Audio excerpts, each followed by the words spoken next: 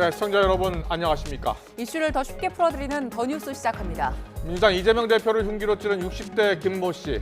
범행 동기를 묻는 질문에 자신이 쓴 8쪽짜리 병명문을 참고하라고 했는데요. 카메라를 정면으로 쳐다보고 또 유상에서는 삼국지를 빌려 읽었답니다. 주거지를 압수수색한 경찰이 압수물을 통해서 좀 더 정확한 범행 동기를 캐고 있습니다. 행동에 나타난 범죄 심리를 알아보겠습니다. 어제 세종시 교량 두 곳에서 차량 39대가 추돌 사고를 일으켰는데요. 도로 위 살얼음 대처법 알아봅니다. 또 수백 명의 사상자가 발생한 일본 강진의 특징은 무엇이고 한반도 지질 단층에 미친 영향도 짚어봅니다. 먼저 오늘의 주요 뉴스부터 보시겠습니다. 북한군이 오늘 오전 서북도서 지역에서 해안포 사격 훈련을 개시했습니다. 백령도와 연평도를 포함해 서해 지역에서 해안포를 200발가량 쏜 것으로 확인됐습니다. 우리 군도 맞대응 성격의 해상 사격 훈련에 나설 방침입니다. 윤석열 대통령이 야당 주도로 국회를 통과한 특별검사 임명법안 2개, 이른바 쌍특검법에 대해 거부권을 행사했습니다. 대통령실은 이번 특검 법안들이 총선용 여론 조작을 목적으로 만들어졌다며 민주당의 강행 처리에 깊은 유감을 표명한다고 밝혔습니다. 민주당은 대통령이 가족의 비리 의혹을 밝히기 위한 특검 수사를 거부한 적은 없었다며 김건희 여사의 안위만을 위한 권한남용이라고 비난했습니다. 다음 주엔 전문가들을 불러 대통령의 거부권 행사를 권한쟁의 심판으로 다룰 수 있는지 검토할 예정입니다. 이재명 대표를 흉기로 습격한 혐의로 구속된 김모 씨가 범행 당시 남기는 말이란 제목의 8장짜리 쪽지를 지니고 있던 걸로 확인됐습니다. 경찰은 김 씨의 신상 공개도 검토하고 있습니다. 각종 호흡기 감염병이 동시에 유행하는 가운데 해열제와 콧물약 등 일부 감기약의 품귀 현상이 빚어지고 있습니다. 보건복지부는 의약품 유통 불균형이 수급 불안정을 부른 것으로 보고 사재기가 의심되는 약국과 병원을 지자체와 함께 합동 단속키로 했습니다. 포근한 날씨가 열흘 넘게 이어졌지만 절기로 소환인 내일부터 기온이 뚝 떨어지겠습니다. 특히 일요일에는 내륙에 한파특보가 내려지고 다음 주 월요일에는 영하 10도 안팎의 추위가 절정에 이를 전망입니다. 더 뉴스 잠시 뒤에 이어집니다. 북한군이 백령도와 연평도를 포함한 서해 지역에서 해안포 사격을 한 것으로 확인이 됐습니다. 우리 군도 상응하는 조치를 할 것이라고 밝힌 가운데 맞대응 차원에서 해상 사격 훈련을 할 예정입니다. 취재기자 연결해 자세히 알아보겠습니다. 최민기 기자. 네, 국방부입니다. 네, 북한의 사격 훈련, 포사격 훈련 언제 한 겁니까? 네, 북한군이 오늘 오전 서북도서 지역에서 해안포 사격 훈련을 개시했습니다. 오전 9시에서 11시 사이 집중 사격이 이뤄진 것으로 나타났습니다. 백령도 북방 장상곶 일대와 연평도 북방 등산곶 전방 지역에서 해안포 200발가량을 쏜 것으로 확인됐습니다. 포가 떨어진 지점은 NLL 북방 일대로 합참은 이와 관련해서 우리 국민과 군의 피해는 없다고 발표를 했습니다. 우리 군 당국은 이 같은 포병 사격이 한반도 평화를 위협하고 긴장을 고조시키는 도발 행위로서 관련 책임은 전적으로 북한에 있다고 경고했습니다. 이에 따라 우리 군도 해병대 연평부대가 맞대응 차원에서 오후 3시부터 해상 사격 훈련이 이루어질 예정입니다. 인접 지역에는 대피호로 이동하라는 긴급 대피령도 내려졌습니다.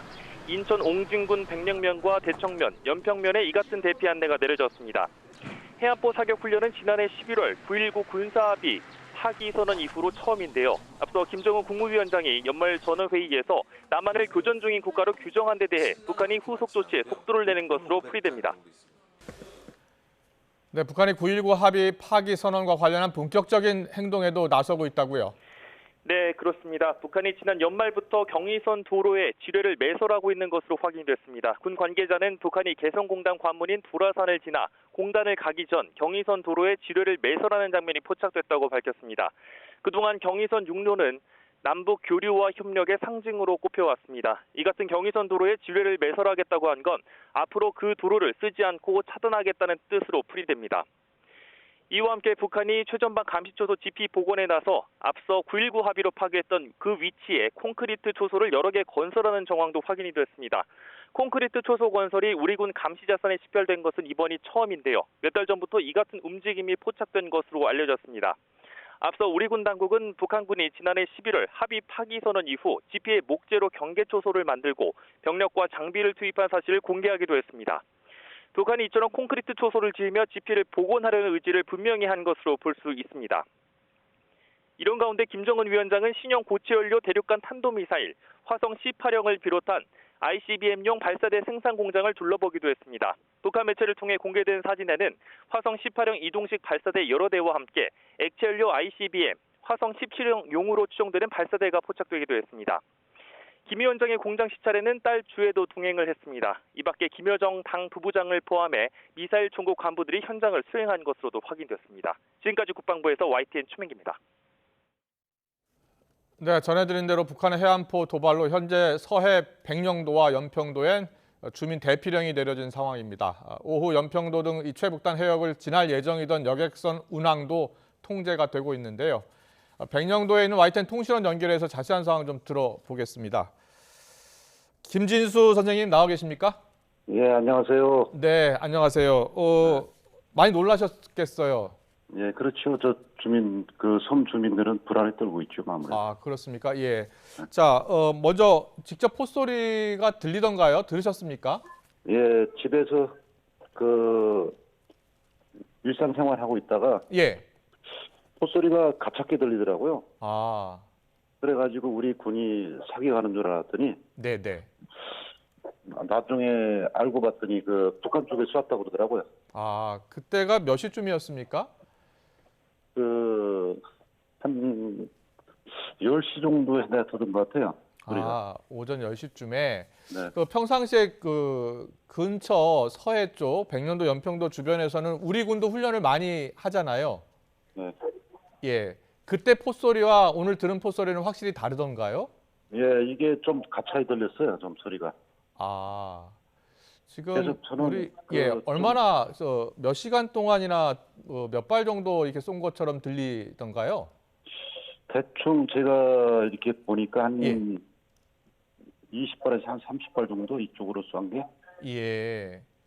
20발에서 땡에도 30발. 들리는 소리가 그 정도. 근데 중간에 좀 들었으니까 예, 우리 예. 군이 사기한 줄 알았어요, 처음에는. 예. 그러니까요. 선생님 가족들이나 이웃들도 좀 많이 놀라셨겠어요?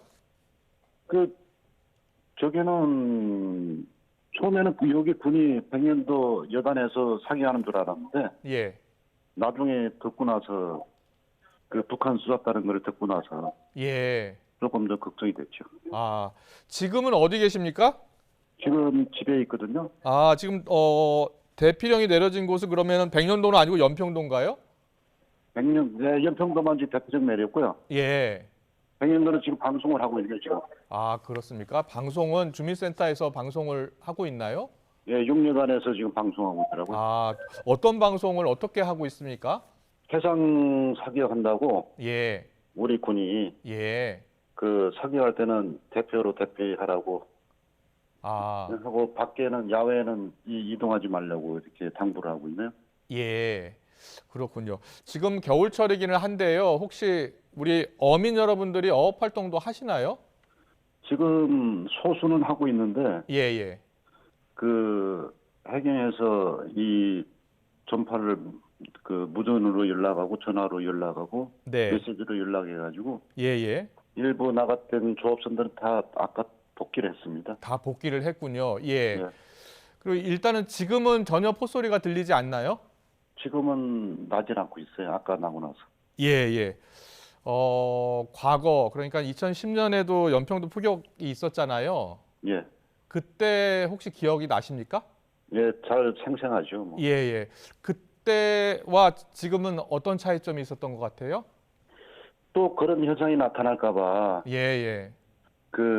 소해오도 주민들은 불안에 떨고 있죠. 뭐. 예. 그때도 처음에는 우리 군에서 훈련하는 줄 알았다면서요? 예. 예. 이쪽도 백년도도 북한 쪽에서 해안포 사격을 훈련하다가 예. 우리 NLL 쪽으로 넘어와가지고 우리 측에서도 K9을 한 수백 발을 쐈거든요. 예. 대형 사격을 했었어요 그때도. 예. 근데 이번에도 또 이제 같이 훈련을 하면은 네. 또 그런 현상이 나타나지 않을까 걱정하는 거죠. 예, 주민분들 걱정이 이만저만이 아니실 것 같은데요. 현재 지금 여객선 운항도 다 통제가 된 상황이죠. 원래 여객선이 하루에 몇 차례 정도 왔다 갔다 합니까? 지금 한 번 왕복을 하는데 인천서요. 예, 예. 오늘은 여기 출발한 것 같은데 여기서는. 아, 일단 왔다가? 출발을 한 것 같다고요? 예. 예. 우리 군의 대응, 우리 주민센터 이번 북한의 사격 이후로 어떤 조치들이 있었습니까? 주민센터에서는 몇 시쯤 어떤 조치를 내렸나요? 지금 마을 그 이장님들하고 예, 그 문자 메시지 보냈고요. 예. 그리고 방송을 지금 2차례 지금 병행도는 했어요. 아, 그 혹시 주민분 외에도 또 관광객들도 좀 찾고 있나요? 요즘 어떻습니까? 관광객들은 지금 많지는 않아요. 조금 소수가 있는데 예, 예. 그게 그 근로자들 아, 외부에서 한 근로자들 좀 있고 예, 예. 그래가지고 그분들은 좀 더 불안해하죠. 네, 네. 자, 일단은 지금 당장 이제 크게 불안해하지 않으셔도 될 것 같습니다. 네. 우리 군 당국의 발표를 보면요, 북한이 지금 한 200여 발 정도 포 사격 훈련을 한 것 같고요. 우리 쪽 지금 피해는 없는 것으로 확인이 됐습니다. 하지만 군 당국의 발표라든지 그리고 주민센터의 행동 요령을 잘 따르셔야 할 것 같습니다.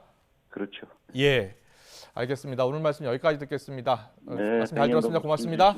네. 예, 김진수 통신원과 함께했습니다. 잘 들었습니다. 다음 소식입니다. 최근 우크라이나에 대규모 공습을 퍼붓고 있는 러시아가 북한산 미사일을 사용한 것으로 확인됐다고 미 백악관이 밝혔습니다. 북한은 무기 제공 대가로 전투기와 지대공 미사일 등 첨단 무기 기술을 러시아에 요구하고 있는 것으로 파악됐습니다.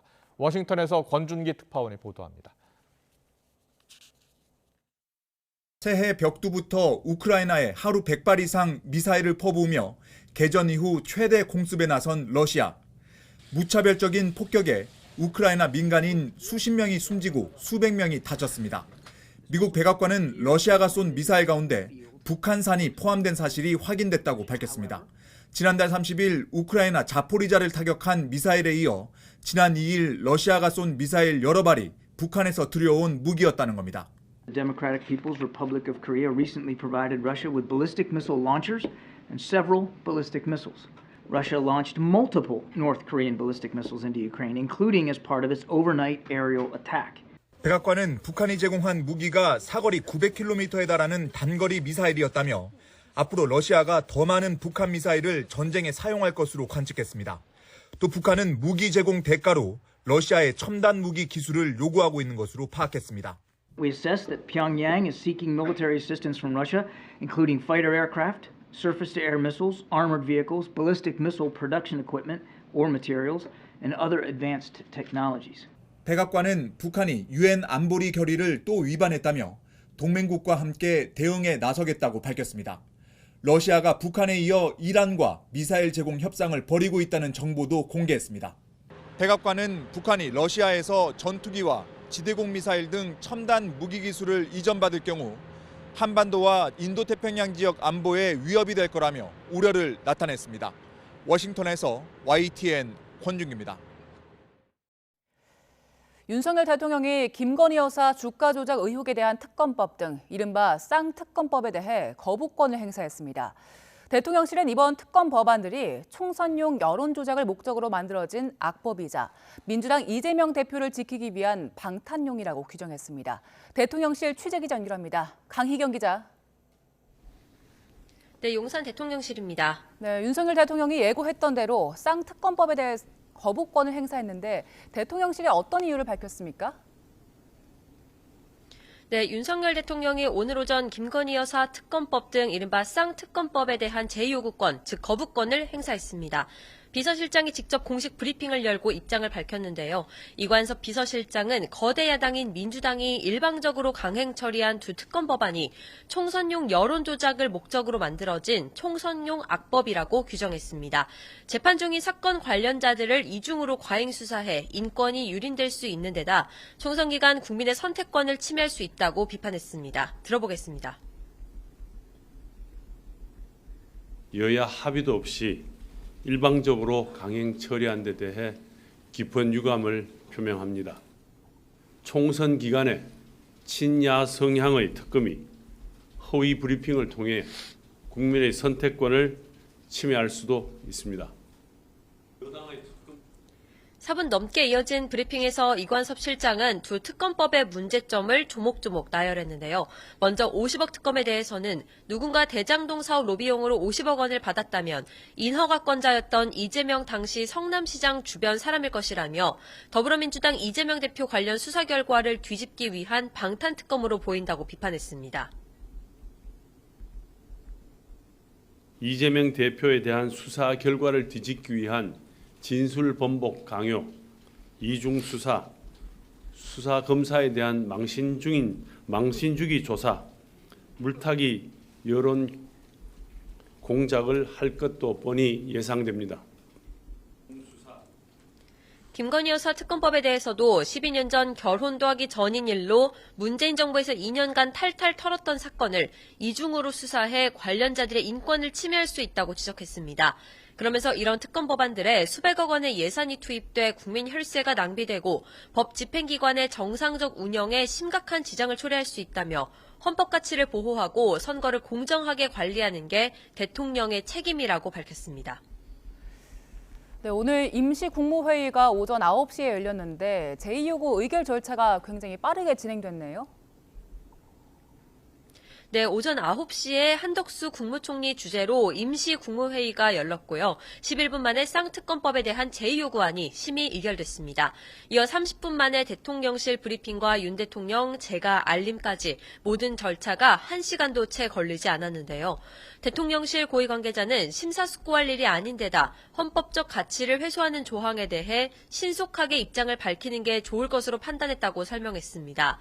부인 사건의 거부권을 행사해 이해충돌 여지가 있다는 지적에 동의하지 않는다며 헌법적 가치를 지키기 위한 거라고 거듭 강조했는데요.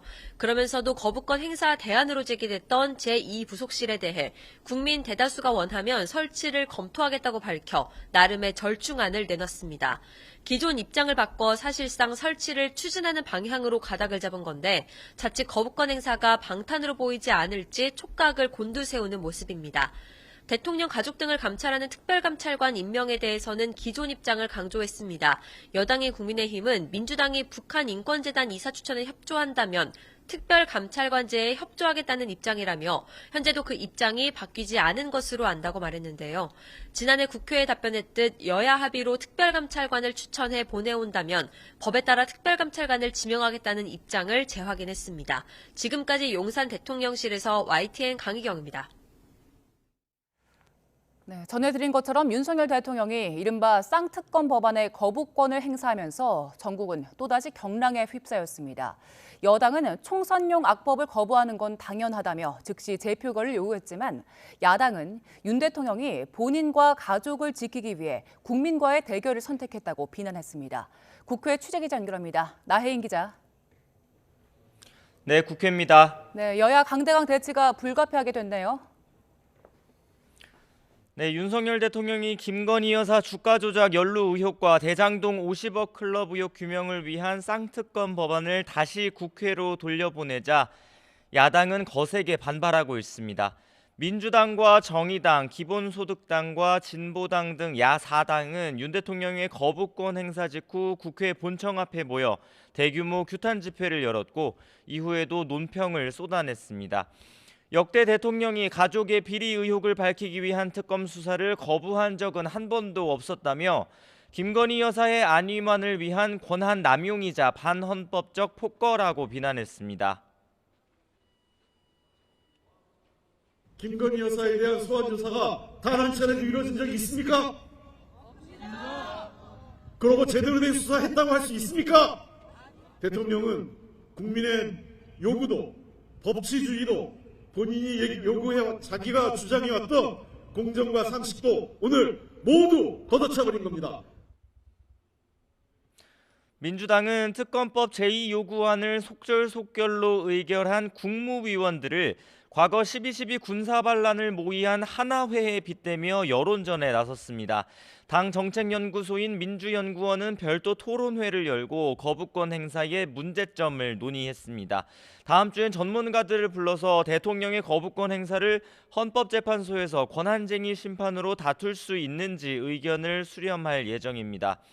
국민의힘은 특검법을 총선을 앞두고 민심을 교란하는 악법으로 규정하고 이를 거부하는 건 당연하다는 입장을 고수하고 있습니다. 민주당이 검토하겠다는 헌법재판 역시 총선까지 특검 정국을 이어가겠다는 악의적인 전략이라고 비난했습니다. 문제 있는 법에 제2요구권을 행사하는 건 헌법이 정한 대통령의 정당한 권한이고 여기에 이의가 있으면 역시 헌법에 따라 국회에서 재의결을 하면 된다는 겁니다. 대통령 거부권 행사에 헌법재판을 청구하는 건 헌정사상 유례도 없고 법적 근거도 없다며 민주당이 오직 선거 승리를 위해 헌법을 무시하고 있다고 주장했습니다. 제2요구권은 헌법이 부여한 대통령의 고유 권한으로서 애초에 권한쟁의 심판 청구의 대상이 될 수가 없습니다. 쌍특검법을 계속 총선의 중심 이슈로 삼아 총선이 임박할 때까지 최대한 활용하겠다는 노골적인 선거 공작이기도 합니다. 여당은 국회로 돌아올 쌍특검 법안을 오는 9일 예정된 본회의에서 바로 재표결하자고 요구하고 있습니다. 반면 민주당은 서두를 게 없다는 입장이어서 표결 시점을 두고도 여야 줄다리기가 예상됩니다. 정치권 다른 소식도 짚어보죠. 민주당 이재명 대표 지금 회복 중인데 건강 상태 어떻습니까? 네, 피습 이후 나흘째 서울대병원에서 회복 중인 이재명 대표는 식사도 하고 의사소통도 가능하지만 여전히 안정이 필요해서 면회는 제한된 상태입니다. 민주당 대표실 정무조정실장인 김영진 의원은 YTN 라디오 인터뷰에서 다행히 성대나 기도 같은 주요 기관에는 손상이 없는 만큼 앞으로 2주 안에 움직일 수 있는 정도까지 회복이 되면 이 대표가 복귀할 수 있을 거라고 내다봤습니다. 민주당은 오늘 오전 임혁백 공천관리위원장이 이끌 공관위 구성을 마무리했습니다. 전체 공관위원 15명 가운데 현역 의원 3명을 제외한 전원을 외부 인사로 채웠습니다. 또 이 대표 피습 사건 이후 쏟아지는 막말과 가짜뉴스에 대응하기 위해 당내에 비상설 특별위원회를 만들고 위원장에 전현희 전 국민권익위원장을 임명했습니다. 국민의힘 한동훈 비상대책위원장은 오전에 서울 여의도 중앙당사에서 당 사무처 시무식에 참석했습니다. 어제 광주에서 5.18 정신을 강조한 데 이어 최근 이 대표 피습 사건까지 염두에 둔 듯 국민이 공감하지 않는 극단적인 혐오 언행을 하는 분은 당에 자리가 없을 거란 메시지를 냈습니다. 지금은 경기도당 신년 인사회에 참석해서 수도권 최대 승부처에서 표심 공략 행보를 이어가고 있습니다. 여당도 당원 당규에 따라 오는 10일까지는 공천관리위원회를 구성해야 하는데 한 위원장은 공관위원장을 누구로 낙점할지 막판 고심을 이어가는 것으로 전해졌습니다. 지금까지 국회에서 전해드렸습니다. 이재명 대표를 흉기로 습격한 김모 씨는 체포 당시 남기는 말이란 제목의 8장짜리 쪽지를 갖고 있었습니다. 경찰이 범행 동기를 파악하기 위해서 분석하고 있는데요. 또 경찰은 살인미수 혐의를 받는 김 씨의 신상 공개도 검토하고 있습니다. 현장에 나가 있는 취재기자 연결합니다. 김종호 기자. 네, 부산지방경찰청입니다. 네, 김 씨가 어제 취재진 앞에서 처음 입을 열면서 경찰에 변명문을 제출했다 이렇게 말했는데 원래 제목이 남기는 말이라고요? 네, 그렇습니다. 애초 어제 김 씨가 말할 때는 변명문을 경찰에 제출했다 이렇게 말했는데요. 이에 대해 경찰은 제출이 아니라 체포 과정에서 압수했다고 정정했습니다. 김 씨는 8장 분량 쪽지에다가 자신의 개인적 신념, 판단에 따라 범행에 나섰다는 취지 글을 쓴 거로 알려졌습니다. 이 쪽지는 경찰이 옷을 수색하는 과정에 주머니에서 발견했습니다. 경찰 관계자는 김 씨가 조사에서 본인이 미리 써둔 이 남기는 말과 비슷하게 진술했다고 설명했습니다. 경찰은 범죄심리분석관을 투입해 진술과 심리분석에 들어가기도 했습니다. 본인 진술 외에도 구체적인 범행 동기에 대한 조사가 필요합니다. 분석 결과에서 필요하다고 나오면 사이코패스 검사도 시행할 방침입니다. 피의자 신상 공개에 대해서도 검토 중입니다. 김 씨는 신상 공개가 가능한 살인미수 혐의를 받고 있습니다. 아직은 신상공개위원회를 열지 검토하는 단계인데 검찰에 사건을 넘기기 전에 판단이 나올 예정입니다. 김 씨 범행 전 행적도 자세히 확인됐습니다. 범행 전날인 지난 1일 오전 주거지인 충남 아산에서 기차편으로 부산으로 이동했고 다시 경남 김해 봉화마을과 양산, 울산역으로 이동했다가 다시 부산역으로 돌아왔습니다. 이후 가덕도 인근 모텔에 혼자 투숙한 거로 나타났습니다. 경찰은 참고인 조사도 진행하면서 범행을 사주한 사람이나 도운 사람이 있는지도 파악 중입니다. 구속 전 경찰 수사에서는 김 씨가 흉기를 숨기기 쉽도록 개조한 사실이 파악됐습니다. 김 씨가 모두 6차례 이재명 대표 일정을 따라다녔다는 진술도 있었습니다. 모두 이 대표 습격을 계획적인 범행으로 볼 수 있는 대목입니다. 경찰은 범행 동기와 공범 관계 등을 자세하게 조사해 늦어도 오늘 10일에는 사건을 검찰에 넘긴다는 방침입니다. 지금까지 부산경찰청에서 YTN 김종호입니다. 일본 이시카와현 노토반도에서 일어난 강진으로 인한 사망자가 91명으로 늘었습니다. 노토반도 북부 와즈마시 사망자가 55명으로 가장 많고 스즈시에서 23명, 나나오에서 5명 등으로 파악이 되고 있습니다. 강진에 따른 부상자는 388명, 피난 주민은 33,900여 명으로 집계되고 있습니다. 인명 구조의 골든타임으로 여겨지는 지진 발생 후 72시간이 이미 지났지만 일본 당국은 구조 활동에 총력을 기울이고 있습니다. 이시카와현 당국은 강진 이후 연락이 닿지 않은 사람이 179명에 이른다고 발표했고 와즈마시는 건물에 깔려 있다는 신고를 40건에서 50건 접수했다고 전했습니다. 새해 첫날 일본 이시카와현 노토반도를 강타한 규모 7.6의 강진은 이 지역 원전과 관련해서도 상당한 문제를 초래한 걸로 드러났습니다. 도쿄신문은 노토반도 서쪽의 시카 원자력 발전소 주변 15곳의 방사선량 계측기가 고장이나 측정을 못하고 있다고 보도했습니다. 원자력 규제청에 따르면 시카 원전에서 반경 30km 안에 있는 120개 방사선량 계측기 가운데 와지마시와 이나지지 등 원전 북쪽 20에서 30km 부근에 있는 15개가 지진 발생 이후 작동하지 않고 있습니다. 지난 2011년 3월 동일본 대지진 때도 후쿠시마현에 설치되어 있던 방사선량 계측기 24대 가운데 23대가 고장나 방사선량 파악이 어려워졌습니다. 새해 첫날 일본을 강타한 지진의 아찔한 순간을 포착한 영상이 계속 올라오고 있습니다. 이번에는 산사태로 집까지 쓸려 내려오는 긴박한 상황입니다. 신웅진 기자의 보도입니다. やばいこっち来いって倒れてきとるって崩れとる水差し取れた짐을 싸서 대피하던 일가족 앞에 믿을 수 없는 광경이 펼쳐집니다. 시커먼 흙더미가 파도처럼 밀려들면서 집까지 통째로 떠내려옵니다. 깔리지 않으려면 마을 아래쪽으로 피해야 합니다.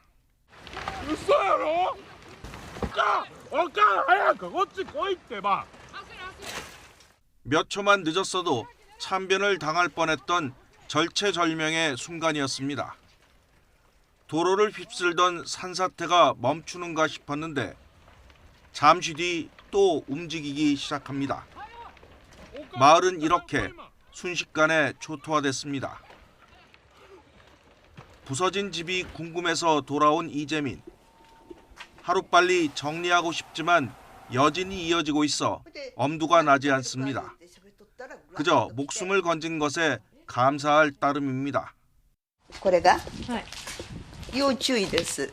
なんでって言ったらちょっと固まってきてるんですよ。余震で。ちょっとずつね。だからここは要注意です。 이번 지진으로 이시카와현에서만 주택 261채가 파손된 것으로 집계됐습니다. 직격탄을 맞은 와지마시 등에서는 아직 정확한 주택 피해 규모가 확인되지 않았는데 실종된 주민 상당수는 무너진 건물에 깔려 있을 것으로 우려됩니다. YTN 신웅진입니다. 현재 서울의 기온은 영상 4도까지 오르면서 온화한데요. 한낮에도 서울 기온은 8도까지 오르는 등 예년보다 온화한 날씨를 보이겠습니다.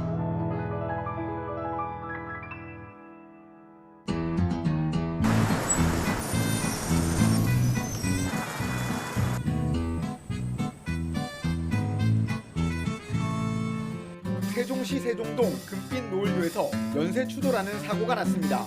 나오자마자 이제 안개가 시작됐고요. 시야가 딱 나타나는 순간 이제 차가 서 있는 게 보이니까 이때 브레이크를 잡았는데도 그냥 계속 쭉 미끄러지더라고요.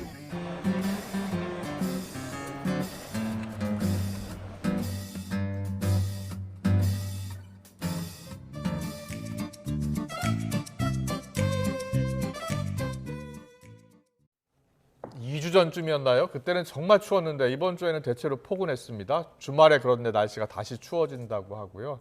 지난달 보니까 역대 12월 가운데 기온 변동폭이 가장 컸다고 합니다. 날씨 예보 확인해 보겠습니다. 예, 그리고 일본 서부에서 발생한 지진으로 수백 명의 사상자가 발생했는데요. 큰 지각 변동이 관측되면서 주요 도시가 서쪽으로 1m 정도 움직인 걸로 파악됐습니다.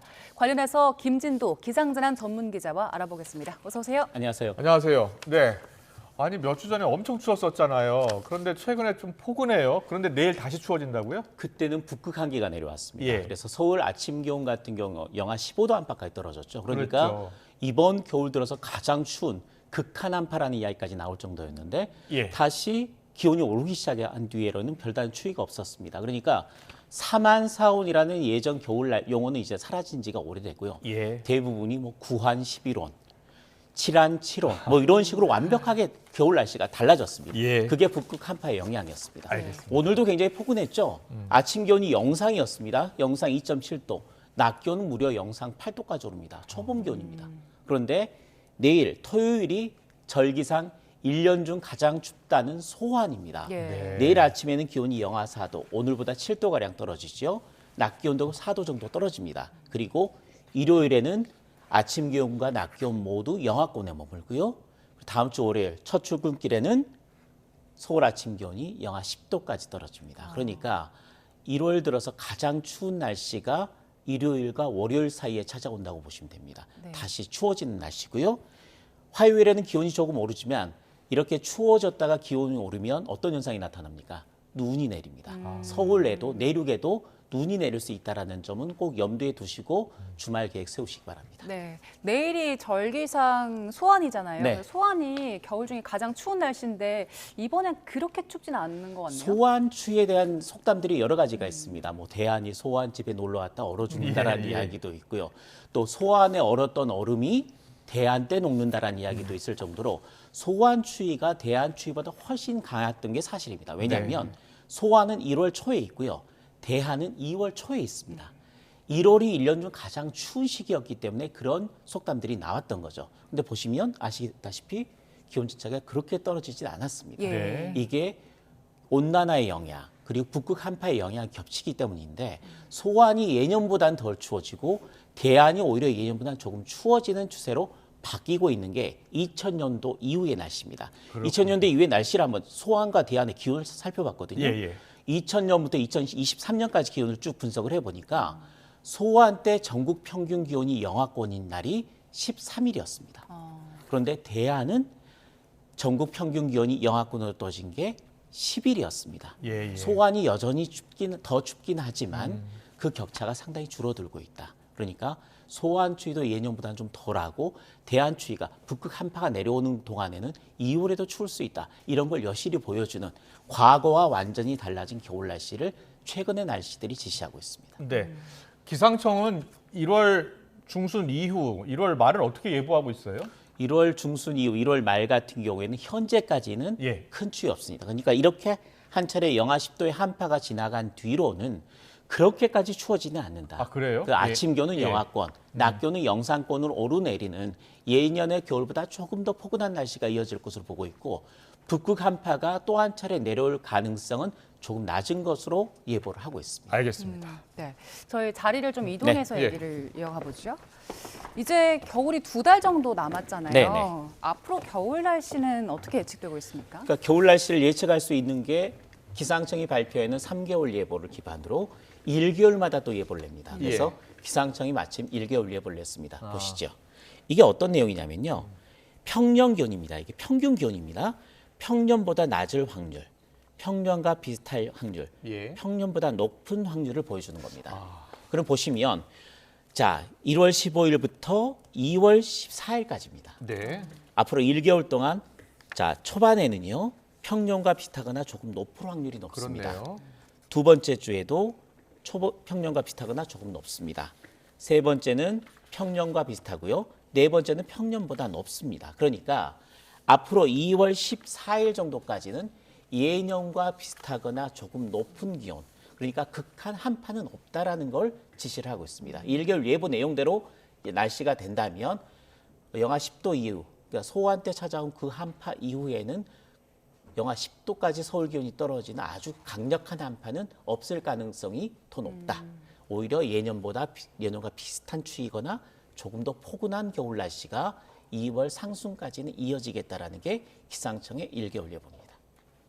알겠습니다. 자, 겨울철 예보까지 좀 살펴봤고, 그리고 김진우 기자가 출연할 때마다 우리 겨울철 도로 위의 살얼음 조심해야 된다라고 네네. 이야기하셨잖아요. 맞습니다. 세종시에서 큰 사고가 났어요. 보통 도로 살얼음이라는 거는 비가 내리거나 눈이 내렸다가 낮 동안 영상으로 기온이 오르면 녹았다가 네. 밤에 다시 얼면서 나타나는 현상입니다. 잘 보이지가 않습니다. 도로가 검었기 때문에 예. 검은색이 가려져서 잘 보이지가 않는데 얼음이죠. 그러니까 도로 위에 얼음이 생긴 그러니까요. 거죠. 예. 그런데 눈에 잘 보이지 않기 때문에 평소대로 속도를 높여 지나거나 또는 급제동을 했을 경우 미끄러지면서 사고가 발생합니다. 예, 예. 그런데 세종시에서 나타난 사고는 비와 눈이 아니었습니다.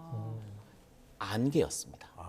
짙은 안개가 끼면 안개도 물방울입니다. 예. 그런 물방울들이 도로에 맺히게 되고요. 그렇군요. 그러면서 기온이 영하권으로 떨어지면 살얼음으로 변하게 되는 거죠. 예.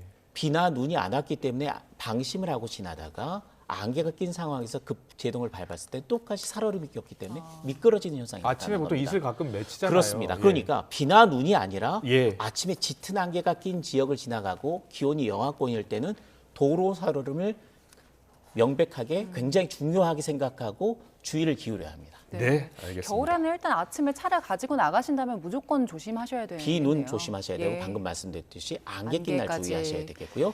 이런 날에는 우선은 안전거리는 평소의 2배, 네. 그리고 속도는 절반으로 줄여서 운전하시는 게 가장 좋고요.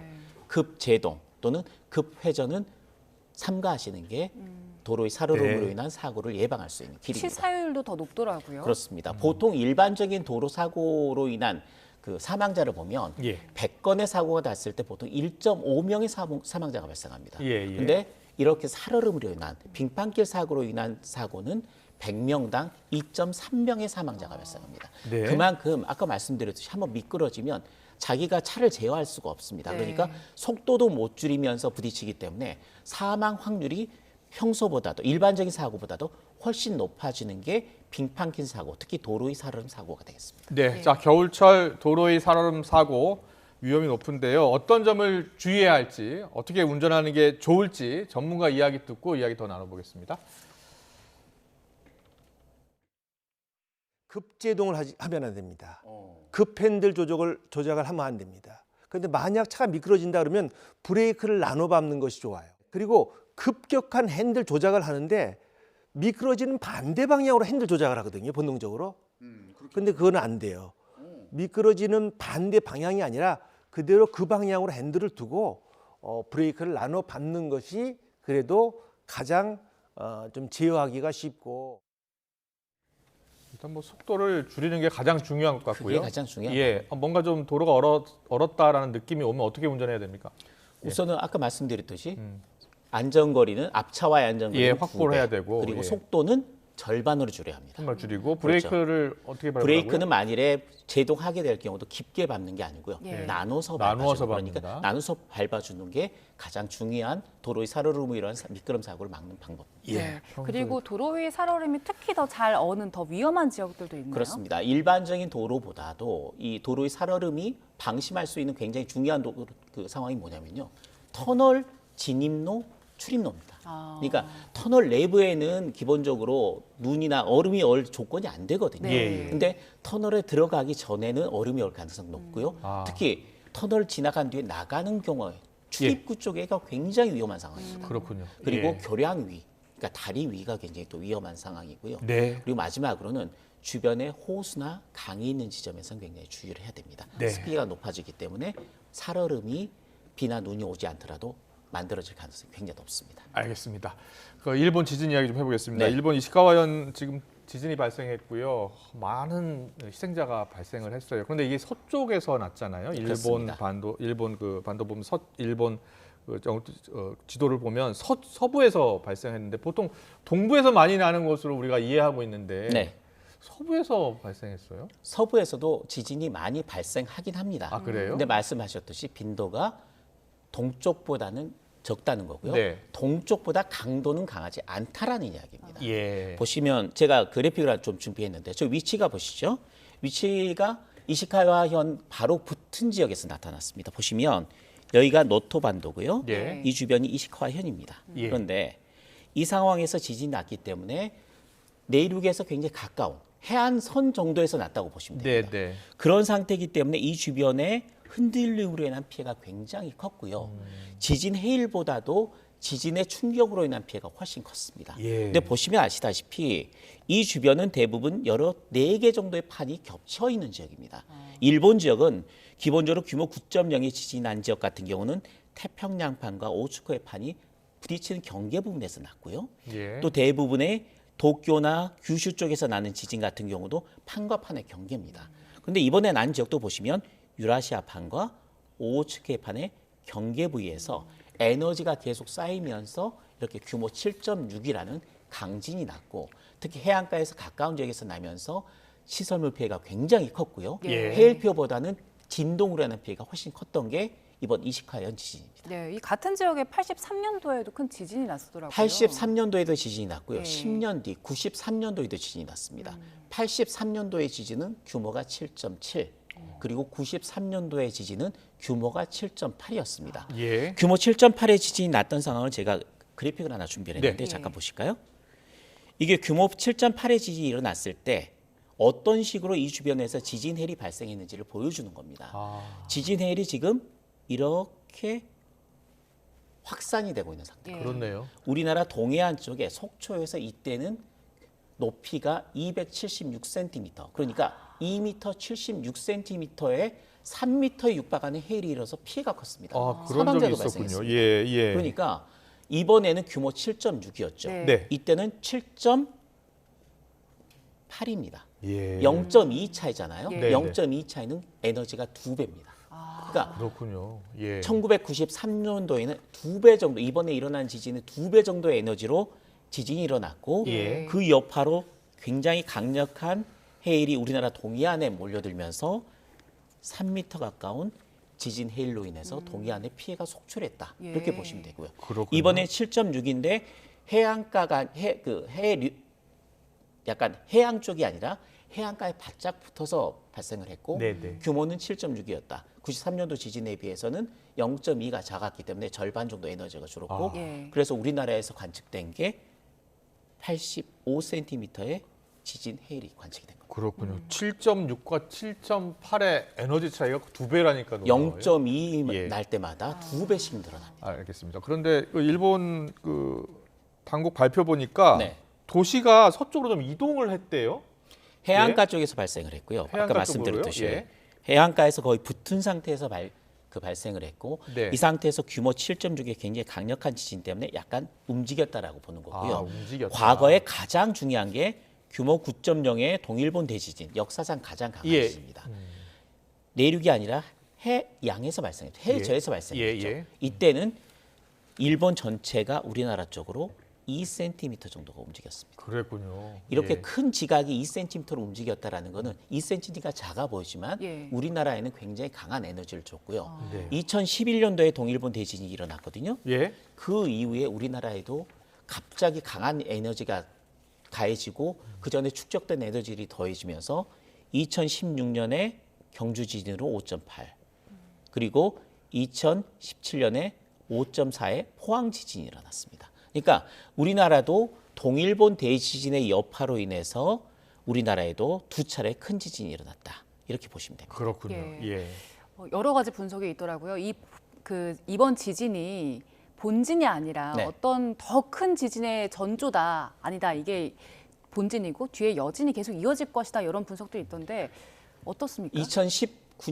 아까 말씀드린 1993년도에 7.8의 지진이 있었습니다. 예. 그 뒤로는 이 지역에도 지진이 나긴 했지만 규모 7 이상의 지진이 발생하지는 않았습니다. 네, 네. 그런데 한 2018년 정도부터 해서 그 지역에 규모 6 정도, 5가 넘는 지진이 자주 발생했거든요. 예. 그래서 일본 연구진들이 분석을 했습니다. 그랬더니 이 지역에서 곧 규모 7 이상의 강진이 발생할 확률이 높다라고 발표를 했고요. 예. 그게 실제로 4년 뒤에서 5년 뒤에 이렇게 발생을 한 겁니다. 네. 규모 7.6이었죠.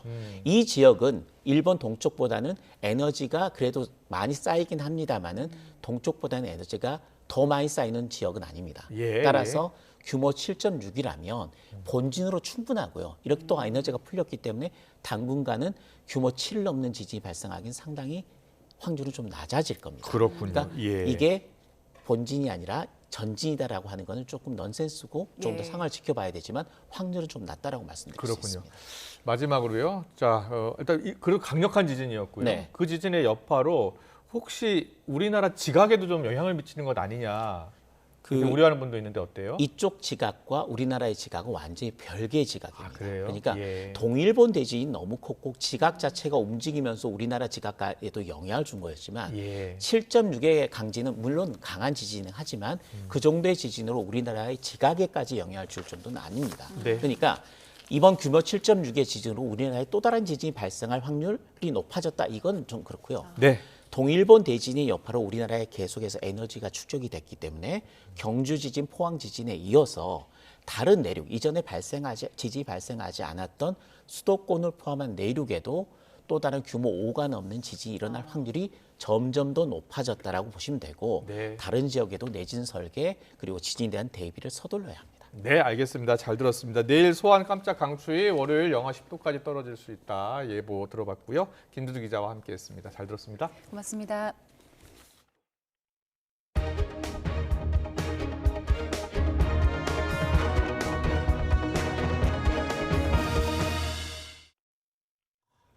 최근 감기와 독감 유행이 계속되면서 해열제 같은 일부 감기약들의 수급 불안 현상이 나타나고 있습니다. 정부가 병원과 약국을 대상으로 사재기 단속에 나서기로 했습니다. 취재 기자 연결합니다. 조용성 기자. 네, 사회정책부입니다. 네, 정부가 사재기 단속에 나서는 약품들 어떤 종류입니까? 네, 주로 감기와 독감 치료에 쓰이는 해열제와 콧물약입니다. 사재기 조사 대상은 3일제약에서 만든 콧물약 슈다패드정과 사마제약의 해열 시럽제 세토펜 현타객인데요. 주로 감기 치료를 위해 병원에서 처방하고 약국에서 조제할 때 쓰이는 약들입니다. 복지부는 이들 약품의 경우 의약품 공급 내역과 청구량을 분석해 유통 불균형이 수급 불안정을 불러온 것으로 의심된다고 설명했습니다. 병원이나 약국에서 수급 불안정 의약품을 다량 구입해놓고 사용량이 저조해 사재기가 의심되는 약국, 의료기관을 단속한다는 방침인데요. 복지부와 관할 지자체가 합동으로 단속에 나설 예정입니다. 약사법은 의약품 매점 매석 등 시장 질서를 어지럽히는 행위를 금지하고 있습니다. 위반할 경우 1년 이하 징역 또는 1,000만 원 이하 벌금 등에 처하도록 하고 있습니다. 네. 최근에 이렇게 감기약 위주로 수급 불안이 나타나고 있는데 그 이유 관련 환자가 많기 때문이겠죠? 그렇습니다. 최근 들어 겨울 감기가 유행하고 마이코플라즈마 페름균 감염증과 호흡기 세포융합 바이러스 감염증 등 여러 호흡기 감염병이 동시다발적으로 발생하고 있습니다. 실제로 최근 인플루엔자 감염 발생자는 1000명당 비율이 지난달 2주차와 3주차에 5, 60명에 이를 정도로 많습니다. 이는 최근 5년 동안 최고점 수준입니다. 감기와 독감 등 관련 환자가 급증하다 보니 관련 약품 수요가 늘고 그런 와중에 일부 약국과 병원에서 사재기에 나서면서 수급 불안이 나타난다는 게 복지부 설명입니다. 아울러 수익성이 높은 성인용이나 일반 의약품 중심으로 생산하면서 시럽이나 패치제 등 제형이 특수하고 마진이 낮은 소화약은 국내의 제조시설이 한정적인 점도 원인으로 꼽힙니다. 앞서 세포독성 항암제인 오플로루우라실이 많은 병원에서 품절되면서 항암 치료에 차질을 빚기도 했는데요. 국내 제약회사 한 곳이 독점 유통하는데 생산 과정에 차질을 빚으면서 품절 사태가 빚어진 겁니다. 식약처는 다음 달부터 제약사 한 곳을 추가해 공급업체를 2곳으로 늘려 수급이 원활해질 것이라고 설명했습니다. 지금까지 사회정책부에서 YTN 조용성입니다.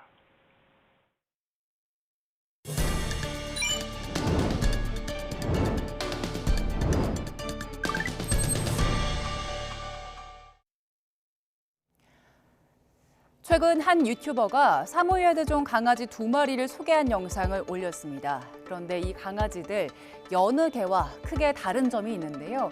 이 유튜버가 키우던 숨진 반려견의 유전자를 복제해서 만든 복제견입니다. 지난 2022년 반려견이 숨지자 상실감을 겪다가 민간 업체에 복제를 의뢰한 건데요. 누리꾼들의 반응은 엇갈립니다. 반려견을 잃은 슬픔, 이른바 펫로스를 겪어보니 충분히 이해가 된다는 반응도 있었고요. 또 있는 그대로 두 강아지 모두 이전 반려견만큼 많이 사랑해 주시길 이런 반응도 있었지만요. 상실감을 극복하는 다양한 방법이 있는데 복제는 섣부르다는 우려도 있습니다. 특히 동물권 단체들은 복제 과정에서 동물이 도구화가 되면서 동물권이 침해된다고 비판합니다. 또 복제견의 짧은 수명 등 건강 문제에 대한 지적도 나옵니다. 반면 관련 업계에서는 실험동물 보호법을 철저하게 준수하기 때문에 윤리적인 문제는 없다고 주장합니다. 무엇보다 대리물을 쓰고 있기 때문에 복제 과정에서 목숨을 잃는 개도 없다고 반박합니다. 논란이 이어지자 해당 유튜버는 정보가 와전되고 있다면서 해명에 나섰습니다. 복제 과정에서 사망한 개는 단 한 마리도 없다면서 관련 논란에 곧 영상으로 답하겠다고 밝혔습니다. 지난 2018년 미국에서도 비슷한 사례가 있었습니다. 미국 팝 가수 바바라 스트라이샌드는 14년을 함께한 반려견 사만다가 죽자 그 유전자를 복제한 반려견 2마리를 입양했고요. 같은 해 중국 영화와 드라마에 출연한 스타견 조수는 사망 전에 복제견으로 재탄생해 화제가 되기도 했습니다.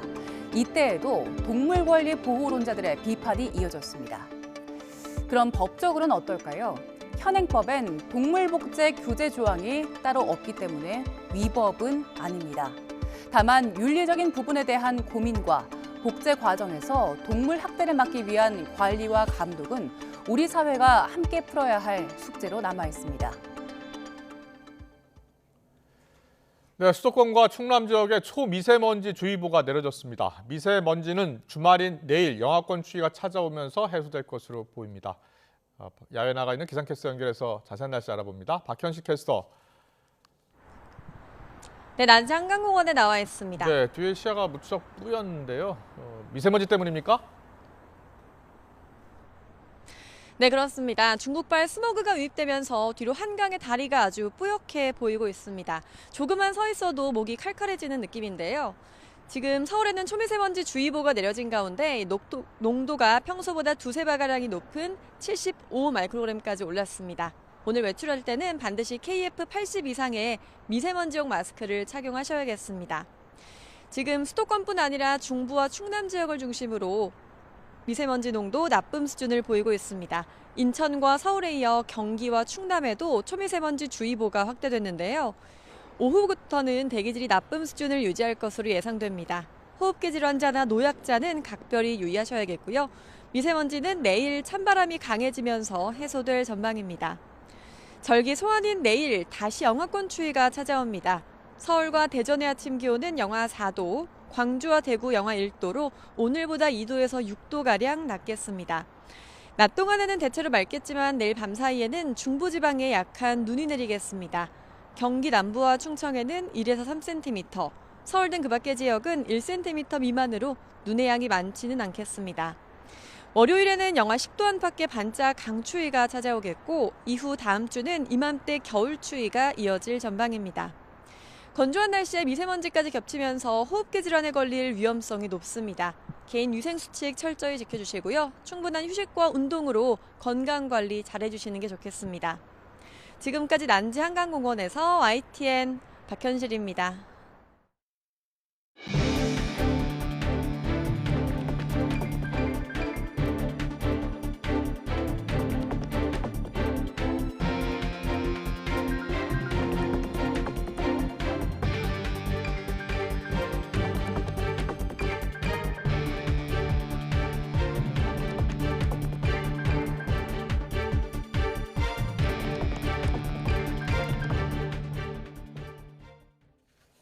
북한군이 오전 9시부터 2시간가량 200여 발의 해안포 사격 등을 감행했다고 합동참모본부가 밝혔습니다. 합참은 현재 우리 국민과 군의 피해는 없으며 북한군이 쏜 포탄은 서해 북방 한계선 NLL 북방에 떨어졌다면서 이같이 전했습니다. 이어 북한은 지난해 11월 23일 일방적으로 9.19 군사합의 파기를 주장한 뒤에 서해 완충구역 내로 포병 사격을 재개했다면서 이는 한반도 평화를 위협하고 긴장을 고조시키는 도발 행위라고 규정했습니다. 그러면서 위기 고조 상황의 책임은 전적으로 북한에 있다는 점을 엄중히 경고하면서 즉각 중단할 것을 강력히 촉구한다고 덧붙였습니다. 북한의 해안포 사격과 우리 군의 맞대응 훈련 방침으로 서해 백령도와 연평도에 주민 대피령이 내려졌습니다. 인천 옹진군 연평면사무소는 군부대 요청을 받고 정오부터 30분 간격으로 연평도 주민들에게 대피령을 내렸습니다. 또 백령면 사무소도 주민들에게 대피소로 이동해달라는 방송을 내보냈습니다. 이 여파로 인천 운항관리센터는 낮 1시 인천에서 출발해 연평도로 향하는 여객선의 운항을 통제했습니다. 당시 방송 내용을 들어보겠습니다. 오늘 오후 해상 사격 훈련을 실시할 예정입니다.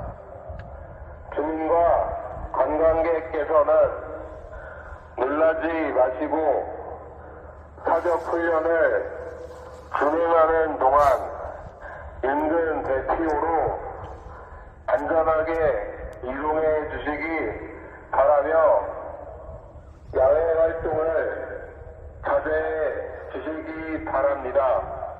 해병 제6여단에서 알려드렸습니다.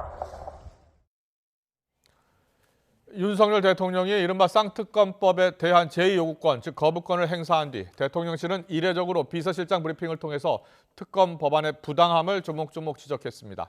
4분 넘게 이어진 브리핑에서 대통령실은 김건희 여사 특검법 등 두 특검 법안을 총선 여론 조작을 위한 악법으로 규정하고 윤 대통령이 헌법 수호 의무를 위해서 국회에 제의를 요구했다고 했습니다. 브리핑 내용 들어보겠습니다. 이번 특검 법안들은 총선용 여론 조작을 목적으로 만들어져 많은 문제점이 있습니다. 50억 클럽 특검 법안은 이재명 민주당 대표에 대한 방탄이 목적입니다. 도이치모터스 특검 또한 12년 전 결혼도 하기 전인 일로 문재인 정부에서 2년간 탈탈 털어 기소는커녕 소환도 못한 사건을 이중으로 수사함으로써 재판받는 관련자들의 인권을 침해할 뿐만 아니라 정치 편향적인 특검 임명, 허위 브리핑을 통한 여론 조작 등 50억 클럽 특검 법안과 마찬가지의 문제점이 있습니다. 헌법상 의무에 따라 대통령은 오늘 국회에 두 가지 총선용 악법에 대한 제의를 요구하였습니다. 국민의힘 윤재호 원내대표는 더불어민주당이 윤석열 대통령의 쌍특검법 거부권 행사에 맞서 헌법재판소에 권한쟁의 심판을 청구하겠다고 예고한 데 대해서 악의적인 총선용 전략이라고 비판했습니다. 윤 원내대표는 오늘 원내대책회의에서 민주당이 국회 재표결이라는 헌법적 수단을 내버려 두고 권한쟁의 심판을 청구하겠다는 것은 입법 폭주 끝판왕을 보여주는 것이라면서 이같이 말했습니다. 더불어민주당 홍익표 원내대표는 윤석열 대통령이 쌍특검법에 거부권을 행사한 것을 두고 대통령이 가족을 위한 특검을 거부한 첫 사례로 역사에 기록될 것이라고 비난했습니다. 홍 원내대표는 오늘 국회에서 열린 야4당 공동규탄대회에서 역대 어느 대통령도 본인과 가족을 위해 특별검사나 검찰의 수사를 거부한 사람은 단 한 명도 없었다면서 이같이 밝혔습니다. 대통령실이 김건희 여사 관련 업무를 전담하는 제2부속실 설치를 검토하겠다고 밝혔습니다. 대통령실 고위 관계자는 오늘 기자들과 만나 제2부속실 설치에 대해선 윤석열 대통령이 선거 기간 공약으로 설치하지 않겠다고 해서 지금까지 하지 않은 것인데 국민 대다수가 설치하는 게 좋겠다고 생각한다면 검토하겠다고 말했습니다. 다만 제2부속실 설치는 특검 법안과 관련이 없다고 강조했습니다. 국민의힘 한동훈 비상대책위원장은 국민이 공감하지 않는 극단적인 혐오 언행을 하는 사람은 당에 있을 자리가 없을 거라고 강조했습니다.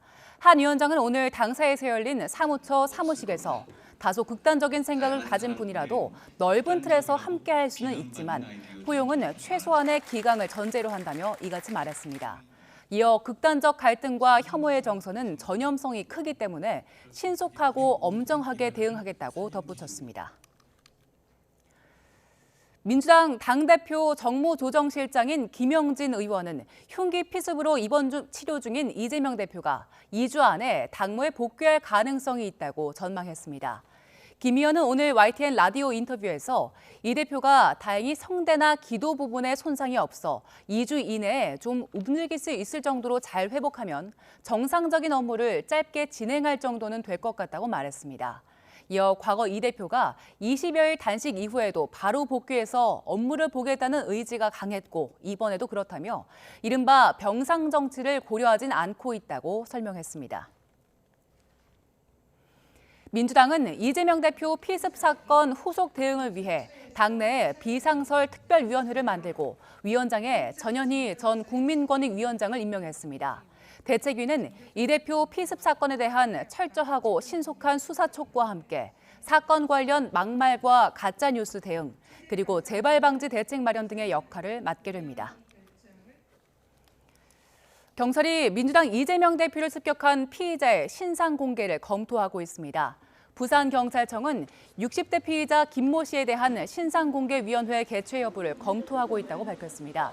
경찰은 살인미수 혐의는 관련 법에 따라 신상공개가 가능하다며 범행의 잔인성과 근거, 공공의 이익 등을 고려해서 신상공개위가 공개 여부를 결정하게 된다고 설명했습니다. 네, 이재명 민주당 대표를 흉기로 찌른 60대 김모 씨 구속되면서 경찰 수사도 속도를 내고 있는데요. 어제 취재진 앞에서 처음으로 입을 열었죠. 고개도 숙이지 않았고 8쪽짜리 변명문을 경찰에 제출했다라고 밝혀서 눈길을 끌기도 했습니다. 네, 이렇게 당당한 모습을 보인 피의자의 심리가 과연 무엇인지, 또 앞으로 구체적인 범행 동기와 계획 범행 여부는 어떻게 밝혀나가야 할지 전문가와 짚어보겠습니다. 배상훈 프로파일러와 함께합니다. 어서 오세요. 어서 오십시오. 예. 안녕하세요. 뻔뻔한 모습이라고 보이는데요. 전혀 고개도 숙이지 않고요. 어떻게 그런 행동을 저렇게 할 수 있을까? 지금 뭐 경찰이 수사에 나섰습니다만 먼저 피의자 신상 공개가 되겠죠? 어떻게 보세요? 될 가능성은 높습니다. 예. 특강법 8조에 의하면은 살인, 특정 강력범죄 그리고 미수범도 공개할 수 있기 때문에 조건은 다 만족돼 있고요. 증거도 명확하고 본인이 인정하고 있고 자백하는 부분이 있기 때문에 공개는 될 건데 묘한 부분이 있습니다. 왜냐하면 이 사람은 범행의 동기가 본인의 행위를 일종의 프로파간다, 이게 하려고 하는 공개하려고 하는 것이 목적이라고 하면 그 범행의 목적을 완성시켜 줄 수도 있습니다. 얼굴을 공개한다는 것 자체가. 그럴 수도 있군요. 그러니까 보통의 경우는 신상을 공개하는 건 공개 안 하려고 하는. 그래서 다른 여죄나 이런 사람들의 것을 찾아내려고 하는 부분. 그렇죠. 범죄 예방인데 그런 측면이 있죠. 이 사람은 이렇게 얘기하고 있습니다. 본인은 역사적 사명에 의해서 이재명이라는 사람을 공격했다라고 해버리고 본인은 당당하다, 정당성이 있다라고 해갖고 내가 뭐 이렇게 있냐라고 해버리는데 그걸 공개해 주면은 그래서 요거는 그럴 수 있겠군요. 이런 면에서는 약간 논란의 여지가 있을 수 있습니다. 그래서 신상공개위원회에서도 분명히 검토를 할 겁니다. 이 부분에 대해서. 신상공개위원회가 보통 그 범인의 범행 동기, 목적에 대해서 검토를 하고 결정하는 겁니까? 그럼요. 신상공개위원회 위원들이 내부위원, 외부위원들이 이런 걸 여러 가지 검토를 하는데 이런 사례는 예전에는 없었던 사례입니다.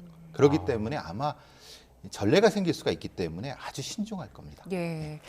어제 그 취재진 앞에 모습을 드러냈는데 다른 피의자들이랑은 상당히 다르더라고요. 그렇죠. 보통은 얼굴을 가리고 또 고개를 숙이고 가는데 굉장히 당당하게 또 카메라를 쳐다보기도 했거든요. 이 모습 어떻게 보셨습니까? 우리가 보시면 뭐 정유정, 고유정 보세요. 다 가리고 완전히 하려고 하면 막 자기 뿌리치기다고 그러지 않습니까? 이 사람은 그게 아니라 당연히 고개 빳빳 들고 기자들한테도 내가 뭐 변명문이 있다. 그거 보시라. 그걸 보시라고 하는 정도면 되게 당혹스럽죠. 그걸 참조하시라고 했어요. 그런 사람이 드물죠. 그러니까요. 어떤 심리적으로는 어떤 구조를 갖고 있는 걸까요? 심리적으로는 이제 범죄 분류상으로는 저희들은 에로토매니아 범죄하고 여론 늑대 범죄 중간 정도에 있을 거라고 봅니다. 에로토매니아라고 하는 건 일종의 집착망상이라고 하는데요. 집착망상이라고 하는 정치적인 어떤 것과는 무관합니다. 예를 들면 특정한 셀럽이나 정치인이나 어떤 사람들에는 과도한 집착이 그것에 대한 일종의 반감, 극단적 반감을 통해서 공격성으로 나타나는 형태를 에로토매니아 범죄라고 하는 거고요. 예. 그것이 이제 현실화된 것이 미국에서 많이 나타나는 우리가 많이 보시는 버지니아 공대의 조승희 같은 경우 보시죠. 보통 이제 자신의 어떤 그 왜곡된 신념을 총기 난사로 해결하는 그런 경우가 많습니다. 예. 그러니까 그 스펙트럼 안쪽에 있는 것 같습니다. 그러니까 예. 극단적인 폭력으로서 자신의 어떤 왜곡된 신념을 완성하려고 하는. 그러니까 당연히 이 사람은 법정 투쟁도 하고 예. 법정에서 일종의 성명서도 읽고 막 여러 가지 행동을 할 수가 있습니다. 그러니까 다시 말씀드리면 그러면은 신상 공개해 주는 게 도움이 될까요? 우리 사회? 그래서 좀 논란이 될 수 있습니다. 그렇군요. 앞서 미국 사례 이야기하셨는데 미국에서도 총기 난사범들 보면 SNS에 사전에 글을 올려놓는 경우가 많잖아요. 그리고 저 동영상도 미리 찍어놓죠. 그러니까요. 그런데 이 김모 씨는 변명문 8쪽을 가지고 다녔다고 해요. 뭐 지니고 다녔다고 예, 하더라고요. 예. 본인은 아마 그거 동영상을 찍어서 올리는 것이 서툴렀을 수 있습니다. 예. 그러니까 워딩한 것을 출력해서 지니고 있고 본인의 그 집에 컴퓨터에는 그 파일이 있는 거고. 그러니까 이제 왜 그걸 가지고 있는지 알 수 있죠. 일종의 그거는 우리말로는 이제 보통 테러범들이 가지고 있는 꼬미니케, 성명서 같은 형태가 되는 거죠. 근데 이제 본인은 그걸 성명서라고 표현하진 않고 남기는 글로 썼지만 실제는 변명문이라고 썼습니다. 그러니까 변명문이라는 거를 사실 들어보신 적이 없어요. 저도 들어본 적이 없습니다. 그러니까 이 변명이라고 하는 것은 행위는 잘못된 것인지 분명히 알지만은 자신의 합리적 이 행위의 합리화를 하려고 하는 한 중간 정도의 심리 상태가 아닌가 싶습니다. 합리화하려는? 예, 그게 분명히 잘못된 건 알지만 나는 어쩔 수 없이 이 행동을 해야 되라고 하는 그런 왜곡된 신념이 표출된 것이 아닐까 싶습니다. 예. 본인은 본인 말로는 뭐 경찰에 제출한 변명문이 있다라고 얘기를 했는데 경찰에 따르면 압수를 당했다 이렇게 얘기를 하더라고요. 본인의 해석이죠. 예. 그러니까 자기는 본인의 해석으로 가는 겁니다. 그러니까 이게 굉장히 중요한 지점은 자기는 자기 생각이 우선인 겁니다. 현실은 사실은 경찰은 압수를 한 건데 그것을 자기는 거기서 이런 게 무슨 행동을 하고 제출했다고 하는 겁니다. 그러니까 이제 일종의 뭐 망상이 있는 거죠. 망상이 있는 것 같다. 이 남기는 글이 또 한글로 미리 작성을 해온 컴퓨터로 작성을 해온 글이더라고요. 이걸 지니고 다녔다는 거는 오랫동안 계획을 해왔고 또 이걸 내가 잡힐 것을 알고 있던 건가요? 잡히길 바란 거죠. 잡히길 바랬다. 그리고 잡히면서 무엇인가? 그러니까 이걸 좀 잘못 해석하면은 마치 이제 본인은 역사적 과잉 의식. 과거에 이렇게 표현 안 되는 어떤 무슨 열사나 의사 그런 형태의 왜곡되고 잘못된 그런 역사의 과잉 의식으로서 이걸 하려고 하는 느낌이 듭니다. 그런데 실제로 그 내용 남기는 글은 굉장히 논리가 조악하다고 합니다. 왜 그러냐면은 생각은 이만큼이 있습니다. 근데 실제로 실현하는 논리 구조는 좁습니다. 이게 보통의 이렇게 퇴행적인 논리 구조를 가지는 것이 외로운 늑대 혹은 에로토매니아 범죄의 특징입니다. 그렇군요.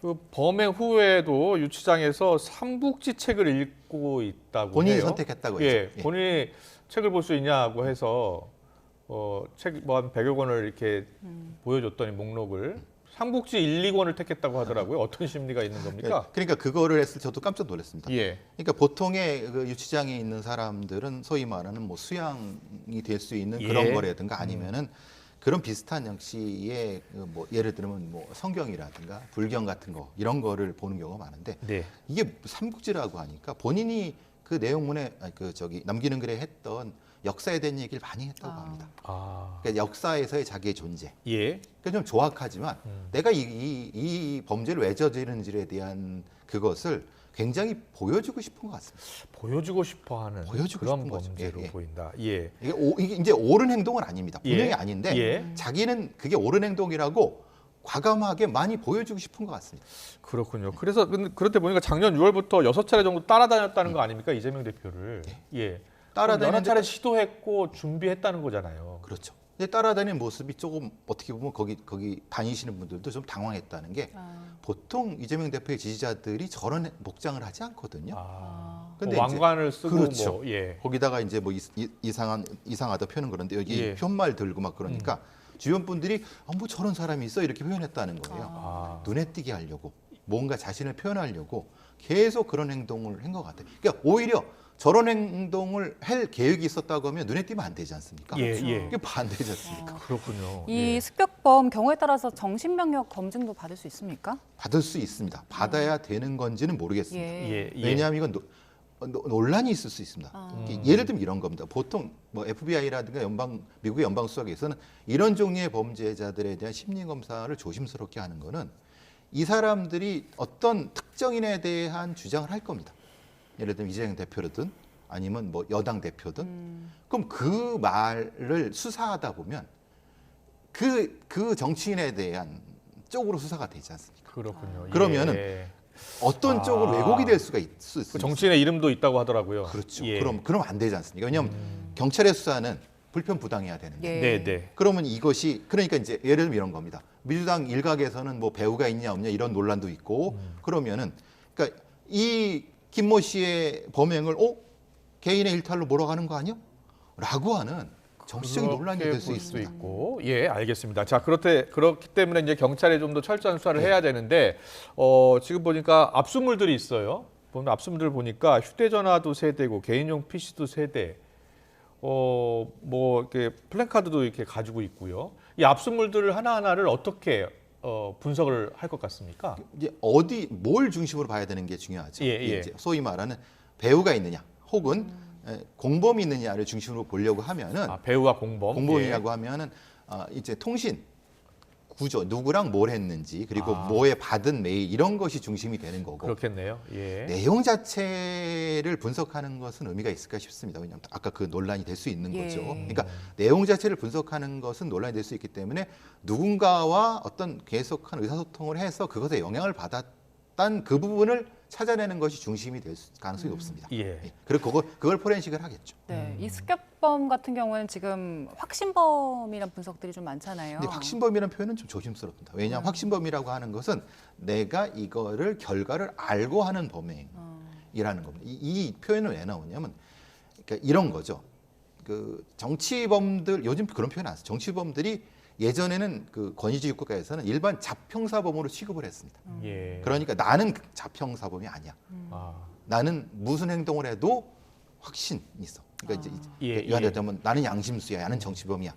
그런 개념에서 나온 거기 때문에 그 개념은 조심스럽게 써야 됩니다. 그래서 이제 그걸 잘못 쓰면은 논란이 확 걸칠 수 있기 때문에 알겠습니다. 다만 결과를 알고 범행을 한 건 맞습니다.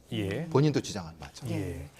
이 습격범 같은 경우에 형량은 어느 정도 예상하세요? 그거는 이제 김기종 마크 리포트 대사를 똑같이 습격한 고사례와 지충호 이렇게 박근혜 전 대통령이 한 고사의 중간에 있습니다. 왜냐하면 살인의 고의가 인정된다. 리포트 대사를 공격한 김기종 같은 고의가 인정됐습니다. 그리고 흉기를 이용했고 얼굴을 했고 그래서 그 12년 나왔습니다. 미수죠. 그런데 박근혜 전 대통령은 살인이 인정하지 않았습니다. 상해만 인정됐는데 10년 나왔습니다. 그러니까 그 중간쯤이 판례입니다. 우리나라에. 그럼 그 사이에 있지 않을까 싶습니다. 앞서 이 범죄가 외로운 늑대형 범죄 형태를 일부 띠고 있다는 말씀을 해주셨잖아요. 근데 이런 생각을 강화하는 게 일부 구구 국자 유튜버들 있지 않습니까? 거기를 자주 보면 더 강화되고 그런 측면이 있습니까? 확실히 있습니다. 왜냐하면 지금 이 김 씨 같은 경우도 평소에 그걸 늘 틀어놨다고 합니다. 그 유튜브를 그러니까 이 감각적으로 거기에 몰입해 버리는 겁니다. 그러니까 몰입해 버리면 다른 감각이 들어올 수가 없습니다. 그럼 어떤 현상이 나타나냐면은 특정한 형태의 자기 이 내용과 다른 어떤 내용을 듣게 되면 폭력적으로 변하거나 아니면 화를 많이 냅니다. 그러니까 평소에는 굉장히 착하고 말도 없고 뭐 이랬다고 표현을 많이 했는데 그런 범행을 저질렀을지 주변에서는 모르죠. 몰랐다고 하더라고요. 근데 특정한 어떤 누구에 대한 얘기가 나오면 갑자기 화를 낸다든가 뭐라고 막 그런다고 합니다. 그러니까 그런 어떤 감각의 통제라고 특정 그래서 우리가 확증 편향이라고 하지 않습니까? 그리고 유튜브 알고리즘이 무섭다는 것이 듣고 싶은 얘기만 계속 들으니까 마치 거기서 자기한테 속삭이는 듯한 망상을 느끼는 겁니다. 속삭이는 듯한 망상도 느낀다고요? 그러니까 이제 제가 말씀드린 것처럼 에로토메니아 같은 누군가 이거를 속삭이는 듯한 그래서 이제 그게 강화가 되는 그래서 폭력화되는 형태가 되는 거죠. 뭔가 좀 대책 마련이 필요할 것 같은데요. 어떻게 보세요? 이런 범죄가 다시는 일어나서는 안 되잖아요. 그렇습니다. 이거는 흔히 말하는 물론 사회적 극단주의를 예. 해결하는 것이 먼저 돼 있지만 일단 범죄적으로는 일단 폭력적인 형태에 대한 콘텐츠를 비교적 차단하는 부분이랑 그런 것들을 이제 고무시키고 강화하려고 하는 부분에 대한 차단이 문제가 있어야 되는 거고 그게 선행된 것 같습니다. 지금은 그게 전혀 이루어지지 않고 있으니까 그냥 어린아이들도 그렇고 다 그 확증 편향이라든가 한쪽으로만 벌어진 어떤 것을 폭력을 숭배하거나 이런 우상화되는 쪽으로 가는 것도 많고 그런 것들은 사실은 이제 앞으로 더 수사를 받고 이제 기소가 될 거 아닙니까? 그럼 본인은 계속해서 저렇게 반성하지 않고 자기는 자기는 역사 이야기하면서 계속 이야기할 것 같거든요. 그러면 주경이 떨어질 것 같은데요, 더? 오히려 그걸 그 사람은 바랄 수도 있겠죠. 예. 그러니까 지금 자기는 그게 이제 행위 자체가 중요하지 형량은 별 생각하지 않을 수가 있기 때문에 물론 이제 추정입니다만은 그러니까 명확히 그 행동이 잘못됐고 이 법의 심판의 자리를 본인의 정치적 선동의 자리로 만들면 안 되죠. 그렇군요. 마지막으로요. 프로파일러이시지만 지금 투입해서 철저한 조사를 한다는 겁니다. 앞으로 어떤 조사가 더 이루어져야 된다고 보세요? 어떤 그를 그렇게까지 이끌었던 심리적 동기, 내적인 어떤 불비한 부분이라든가 내적 트라우마, 요거를 좀 찾아내야 된다면 상당히 성과가 있을 수 있을 것 같습니다. 그 부분이 중요한 부분 같습니다. 알겠습니다. 네, 알겠습니다. 첫 번째 사건은 여기까지 짚어보고요. 다음 사건을 보겠습니다. 네. 자칫 범인을 찾지 못한 채 미궁에 빠질 뻔했던 사건이 있습니다. 울산 다방 여주인 살해 사건인데요. 지난 2012년에 벌어진 일입니다. 영원히 미제로 남을 뻔했는데 사건을 계속 추적해온 경찰의 끈질긴 수사 그리고 DNA 분석 기술 발전을 통해서 12년 만에 피해자를 붙잡게 됐는데 영상을 먼저 보고 오겠습니다. 미치겠네 진짜. 목격자가 있나? 그렇다고 증거가 있나?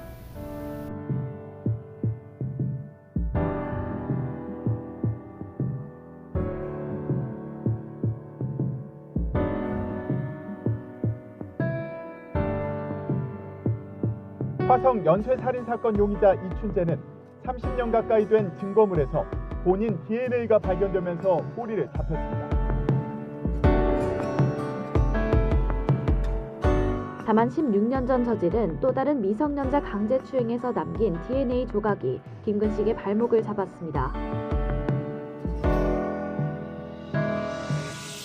호남 유전자에서 남성 유전자 분리가 됐고 13년도에 이 피해자가 언양에 있는 모 다방에서 여주인을 폭행하면서 구속된 사건이 있었는데 거기에서 확보된 유전자하고 일치한다는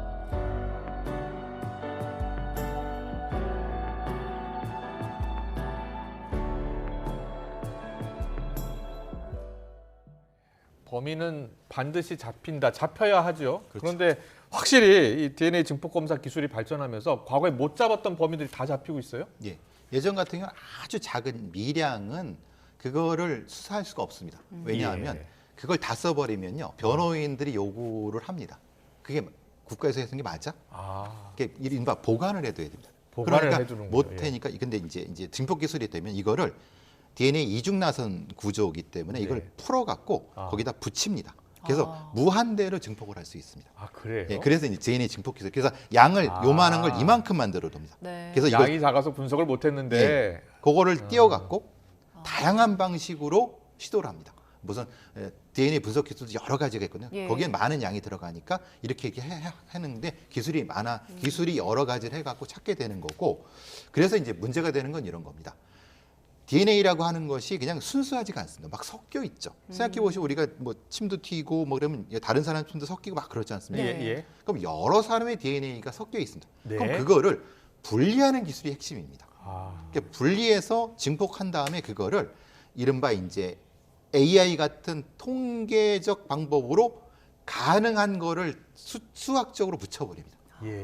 그거를 굉장히 오랫동안 합니다. 그래서 사실은 7년 동안 걸리는 것 때문에. DNA 기술 얼마나 발전했는지 신기한데요. 한국이 거의 세계적 수준입니다. DNA 기술. 이 기술이 발전하면서 2012년에 이거 미제로 남을 뻔한 사건이었는데 범인을 결국 잡게 된 거잖아요. 이때 당시에 어떤 일이 있던 겁니까? 그러니까 울산 다방 여주인 살해 사건이라고 예. 불렸습니다. 예. 당시에 2012년도에 울산 남구에 있는 데에서 50대 여주인이 모기졸려 살해된 사건입니다. 그런데 거기에 2015년인데 CCTV가 있었을 거라고 생각하는데 사실은 있긴 있었는데 이게 회전형입니다. 그러니까 이제 20초마다 이렇게 돌아가는 형태입니다. 예. 근데 그 범인이 그 사이를 노렸군요. 그러니까 안 찍힌 거죠. 안 찍혔습니다. 그리고 예. 실제로 현장에서는 그 뭐 공공의 적이라고는 설경구 씨가 하는 영화를 이게 나오는 뭐 얘기인데 사실 그건 의미가 있는지 모르겠지만 그 현장의 시신에다 설탕을 하얀 가루를 뿌렸습니다. 예. 그러니까 그 맞아 증거가 이제 훼손되게 실제로요? 실제로도? 예, 실제로 뿌렸습니다. 예. 근데 뭐 예전에 다른 거는 밀가루도 뿌리고 그랬는데 아마도 거기에서 이제 증거를 찾는데 실패한 것 같습니다. 일부러 증거를 인멸하기 위해서 그랬을 설탕도 가능성이 뿌리고 밀가루도 높습니다. 뿌리고요. 예, 그렇습니다. 예. 근데 그게 실제로 되는지는 모르겠는데 네. 어쨌든 그때 증거랑 그러니까 증거가 불비한 부분이 있었고 CCTV도 불비한 부분이 있었는데 또 그 주변에 거기가 다방 골목이라서 예. 워낙 지나가는 사람이 많아서 예. 탐문도 실패를 했죠. 네, 자 50대 여주인이 목이 졸려 숨진 사건이었는데 미제 사건이 돼버렸던 거고요. 당시 경찰이 500여 명을 조사했다고 하더라고요. 예. 그러니까 그만큼 그 다방 골목이라는 데가 워낙 그 관련자들이 많아갖고 예. 이런 관련자들을 다 저기 사항을 파악하기 되게 힘들었죠. 그 손톱 밑에 DNA가 있었다는 거 아니에요? 있었는데 분석하기 힘들었던 거예요. 그때 당시 기술로는. 예, 그때 기술로는. 예. 500명 정도를 조사를 했다면 그 500명의 용의자 다 DNA 채취합니까? 그렇진 않잖아요.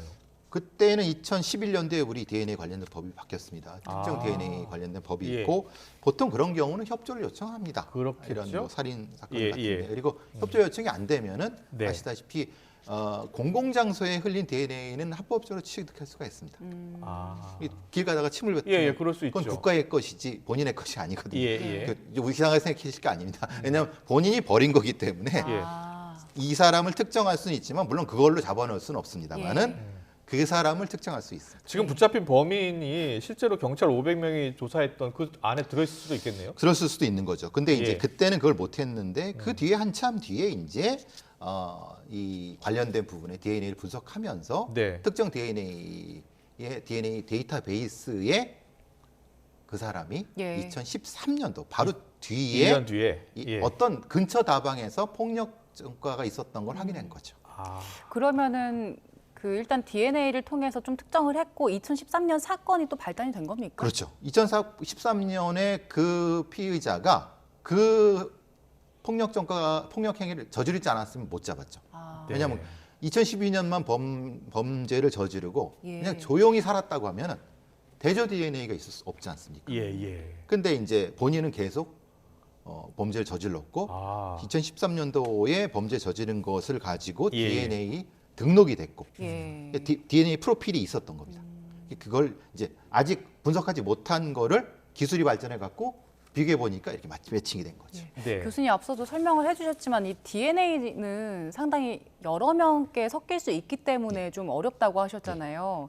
이 범인이 처음에는 범행을 거부하다가 결국에 자백을 했다고 하는데 계속 부인할 거죠. 수도 있었잖아요. 근데 자백한 이유가 뭡니까? 그래서 이제 지금 나오는 뭐 제가 알고 있는 것도 2019년도 정도에는 신원을 특정했습니다. 사실은. 근데 문제는 손톱에 DNA가 있다는 것이 살인을 했다는 증거는 아니죠. 예. 왜냐하면 그렇죠. 내가 거기 가서 직접적 증거는 아니죠. 그렇죠. 거기 예. 가서 저기 다방에서 커피 마셨고 예. 뭐 좀 접촉이 있었다. 내가 뭐 죽인 증거냐라고 예. 해버리면은 절대 증거가 없을 텐데. 근데 이제 그래서 그 뒤부터 2019년부터 지속적으로 이 관련된 사항에 대한 증거를 취득을 했고 예. 그 주변에서 있었고 그 시간대에 있었고 이런 것들을 좁혀 들어간 겁니다. 거의 몇 년 동안 끈질기게 한 거죠.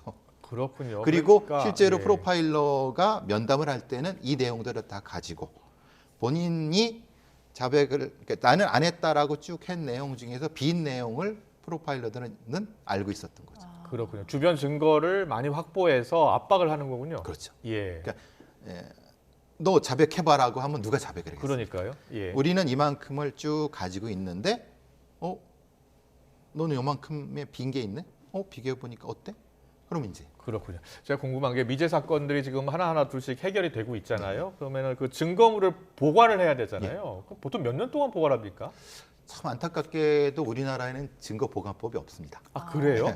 이게 좀 당황하실 텐데 우리나라에 예. 없는 세 가지 법이 증거보관법, 이제 모르그라고 해서 공시법, 시체 공시소법, 그다음에 부검위법 세 개가 없습니다. 부검 어떤 거요? 부검위법. 예. 지금 부검을 하는 것은 예. 부검위법에 의한 것이 아니라 형사소송법의 한 규칙이 하나로 하고 있습니다. 그래요? 그래서 예. 굉장히 민주당의 전현희 의원이 굉장히 오랫동안 부검위법을 말하자면 부검이들과 예. 만들려고 노력을 하고 있는데 왜냐하면 증거는 오랫동안 보관을 해야 되는데 네. 경찰 내 규칙상으로는 2006년부터 보관을 하는데요. 이게 법적인 근거가 있는 게 근데 아닙니다. 보관을 하고 있긴 해요? 예, 일부는 하고 일부는 좀 그런 게 있죠. 그러니까 이제 그거에 따라서 사실 이춘희 사건 같은 경우도 거기에 있던 분들이 아주 개인의 노력에 의해서 보관을 했기 때문에 됐던 거지 법적인 근거가 있었던 건 아닙니다. 그렇군요. 예. 이번에 이 검거 직후에 범행을 부인하다가 여주인에게 관계를 요구했다 거부당하자 홧김에 범행을 했다 자백을 한 거예요. 근데 최근에는 CCTV가 워낙 곳곳에 설치돼 있잖아요. 예. 과거와 확실히 다르기 때문에 확실히 다르죠. 예. 2010년 그 바로 전에는 CCTV가 아날로그죠. 필름, 테이프 방식이어서 계속 도니까 이게 명확하지도 않고 그런데 디지털로 바뀐 거는 2010 몇 년 이후, 13, 14년 이후니까 그때는 이제 많이 이 영상 분석 기술이 높아졌고요. 그리고 많아졌기 때문에 그리고 사실 CCTV가 중요한 게 아니라 그것도 중요하지만 블랙박스가 더 중요합니다. 차량용 블랙박스. 곳곳에 차량이 있고 블랙박스들이 있죠. 특히 이제 시내버스나 노선버스의 블랙박스는 시간과 장소를 특정할 수 있습니다. 그리고 특정한 형태의 자가용 개인차가 주차되어 있는 지정 주차된 경우는 장소와 시간이 자, 범인은 반드시 잡힌다. 확실히 미제 사건이 줄고 있는 건 맞습니까? 네, 많이 해결하고 있습니다. 우리 경찰도 검찰도 많이 거기에 대해서 노력하고 있고 실제로 많이 줄어들고 있습니다. 네, 알겠습니다. 오늘 분석 잘 들었습니다. 배상훈 프로파일러와 함께했습니다. 고맙습니다. 고맙습니다.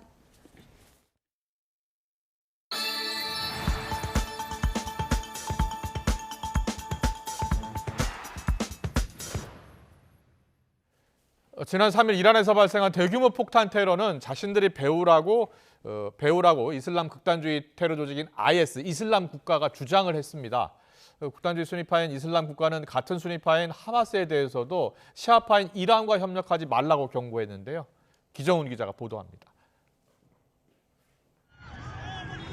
이란 혁명수비대 사령관의 추모식에서 발생한 폭탄 테러. 이슬람 국가 IS가 자신들이 배우라고 소셜미디어를 통해 주장했습니다. 이스라엘과 미국을 배우로 의심했던 이란의 매체들도 이 내용을 보도했습니다. گروه تروریستی داعش مسئولیت انفجارهای تروریستی دیروز در کرمان را بر عهده گرفت. 이란 국영통신사 IRNA도 IS의 자체 매체를 인용해 2명의 IS 대원이 폭발물 조끼를 터뜨렸다고 보도했습니다. 극단주의 순위파인 이슬람 국가는 시아파 맹주인 이란과 오래된 앙숙. 지난 2017년엔 이란 의원 회관과 호메이니 영묘에서 총기를 난사해 민간인 18명을 살해하기도 했습니다. IS는 이스라엘과 전쟁 중인 하마스를 향해서도 시아파 단체와 협력하지 말라고 경고했습니다. 순위파인 하마스가 시아파인 이란이나 헤즈볼라의 지원을 받는 것을 지적한 것입니다. 그러면서도 이스라엘과 하마스의 전쟁은 종교 전쟁이라며 전 세계 거리에서 유대인과 기독교인을 공격하라고 선동했습니다. 특히 군대보다 일반 시민, 교회 등 쉬운 목표를 공격해야 한다고 주장했습니다. 유엔 안보리는 성명을 내고 테러의 가해자와 후원자 모두에게 책임을 물어야 한다며 강하게 규탄했습니다. 미국은 이슬람 국가가 배후를 자처한 것을 의심하지 않는다며 IS는 여전한 위협이라고 강조했습니다. Difficult to make a quantitative or qualitative assessment of their strength based on this event, this one event. I would just say what we said before, which is ISIS-K does remain a viable terrorist threat. 토니 블링컨 미 국무장관도 이스라엘과 하마스 전쟁 후 4번째로 중동행 비행기에 올랐습니다. 블링컨 장관은 전쟁이 중동 다른 곳까지 확대되는 것을 막는 데 집중할 것이라고 밝혔습니다. YTN 기정훈입니다. 네, 우리 국민 한 명이 미국 괌에서 현지 시간 4일 총기 피격으로 숨졌습니다. 외교부는 괌을 방문한 한국인 관광객 한 명이 강도에게 총을 맞아 병원에 옮겨졌지만 숨졌다고 밝혔습니다. 외교부는 현지 공관이 사고 직후 병원에 영사를 급파해 영사 조력을 제공하고 있다고 덧붙였습니다. 이와 관련해서 괌 현지 언론은 50대 남성으로 추정되는 한국인 관광객이 괌 투몬 지역에서 총을 맞고 사망했다고 보도했습니다. 미국에서 새해에도 총기 난사 사건이 잇따르고 있습니다. 이번엔 새 학기 등교 첫날 한 고등학교에서 총격 사건이 벌어졌는데 학생 1명이 숨지고 5명이 다쳤습니다. 최영주 기자의 보도입니다. 미국 아이오와주의 한 고등학교에서 총격 신고가 들어온 건 현지 시간 4일 오전 7시 37분쯤. 학생들이 겨울방학을 마치고 새해 처음으로 등교하는 날이었습니다. 목격자들은 수업이 시작되기를 기다리던 중 여러 차례 총소리를 듣고 대피했다고 전했습니다. 이날 총격으로 옆 건물 중학교 6학년생이 숨졌고 다른 학생과 교직원 등 5명이 다쳤습니다. School didn't start yet, luckily, so there was very few students and faculty in the building. 용의자는 이 학교에 다니는 17살 딜런 버틀러로 현장에서 스스로 목숨을 끊은 것으로 확인됐습니다. 학생들은 딜런이 평소 교내 집단 괴롭힘으로 괴로워했다고 전했습니다. He was hurting. He got tired. He got tired of the bullying. He got tired of the harassment. Was it a smart idea to shoot up the school? No. 경찰은 학교에서 사제 폭발물을 발견해 제거했고 용의자가 올린 SNS 글을 토대로 조사를 벌이고 있습니다. Butler was armed with a pump-action shotgun and a small caliber handgun. Butler also made a number of social media posts in and around the time of the shooting. 미국에서는 새해 들어서도 이처럼 총기 난사 사건이 끊이질 않고 있습니다. 지난 1일 로스앤젤레스와 시카고, 보스턴 등에서도 총격이 잇따라 발생해 올해 들어서만 미국 전역에서 최소 9명이 숨졌습니다. 지난해 4명 이상의 사상자를 낸 미국 내 총기 난사 사건은 650여 건으로 하루에 2번 꼴입니다. 하지만 미국 의회에서 총기 규제 입법 논의는 제자리 걸음이어서 총기 폭력은 미국 사회의 고질병으로 자리 잡았습니다. YTN 최영주입니다. 네, 방금 들어온 소식입니다. 서울 명동에 새로운 승차 위치 안내 표지판이 생긴 이후에 퇴근길 차량 정체가 더 심각해졌는데요. 이런 일과 관련해서 서울시가 당분간 노선별 대기판 시행을 유예하기로 했다는 소식입니다. 서울시는 오늘부터 노선을 분산하는 오는 31일까지 시행을 유예하고 현장 계도 요원을 우선 투입하기로 했습니다. 또 명동 입구에 정차하는 29개 노선 가운데 6개 노선 정차 위치인 정류장을 변경하는 방안도 추진합니다.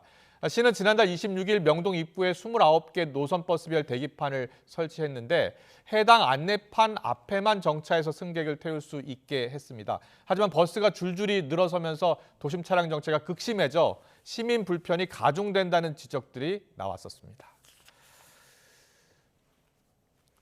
일본 하네다 공항에서 일어난 항공기 충돌 사고는 해상보안청 항공기가 관제사의 지시를 어기고 활주로에 진입하면서 일어난 것으로 드러났습니다. 활주로 진입 허가를 받지 않았는데 기장이 받은 것으로 착각했을 가능성이 제기됐습니다. 황보연 기자의 보도입니다. 지난 2일 오후 5시 47분 일본 하네다 공항 C 활주로로 착륙하는 일본항공 여객기에 갑자기 불이 붙었습니다. 활주로에 멈춰서 있던 해상보안청 항공기를 추돌하면서 벌어진 일입니다. 왼쪽 날개에 불이 붙은 것을 안에서 본 승객들은 공포와 불안에 술렁입니다. 연기까지 올라오기 시작하자 여기저기서 비명이 터져 나옵니다.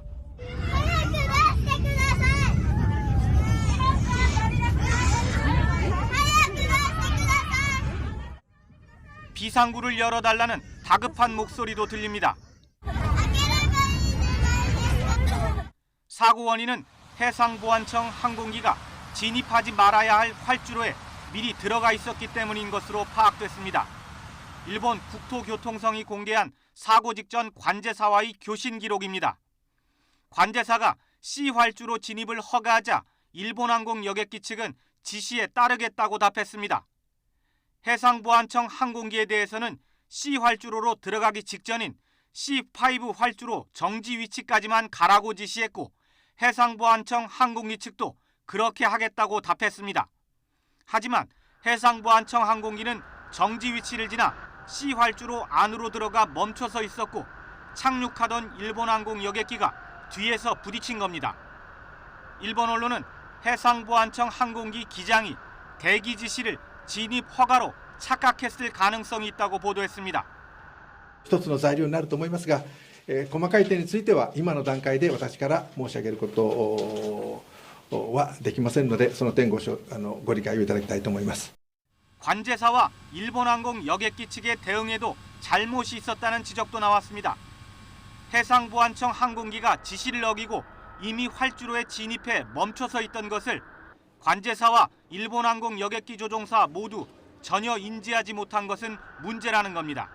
YTN 황보현입니다. 네, 지금 모두 병역의 의무를 수행하고 있죠. 그룹 방탄소년단이 스타로 성장하는 과정과 군 입대 이야기를 담은 만화책이 미국에서 나옵니다. 이번 BTS 주인공 만화책은 페임 시리즈 신작인데요. 가수 테일러 스위프트와 축구 선수 데이비드 베컴도 이 시리즈의 주인공이었습니다. 보도에 이종수 기자입니다. 방탄소년단 BTS를 주인공으로 한 만화책 페임 BTS. BTS 멤버 7명을 한 명 한 명 다루고 있습니다. 2013년 데뷔한 이후 수많은 히트곡을 내고 사회 공헌 활동을 하며 세계적 팝스타로 성장하는 이야기가 담겼습니다. 2022년 맏형 진을 시작으로 현재 멤버 모두가 군 복무 중이라는 최근 이야기도 다뤘습니다. 미국 만화책 출판사 틸다 웨이브가 22쪽 분량으로 제작한 BTS 페임은 현지 시간 오는 10일 종이책과 디지털 두 형식으로 미국에서 출간될 예정입니다. 출판사 틸다 웨이브는 그동안 타임지가 선정한 올해의 인물 수상자 가수 테일러 스위프트와 가수 비욘세, 축구 스타 데이비드 베컴을 주인공으로 페임 시리즈를 출간해 왔습니다. BTS를 동급의 스타로 평가한 셈입니다. BTS는 군에 갔어도 이처럼 큰 인기를 누리고 있습니다.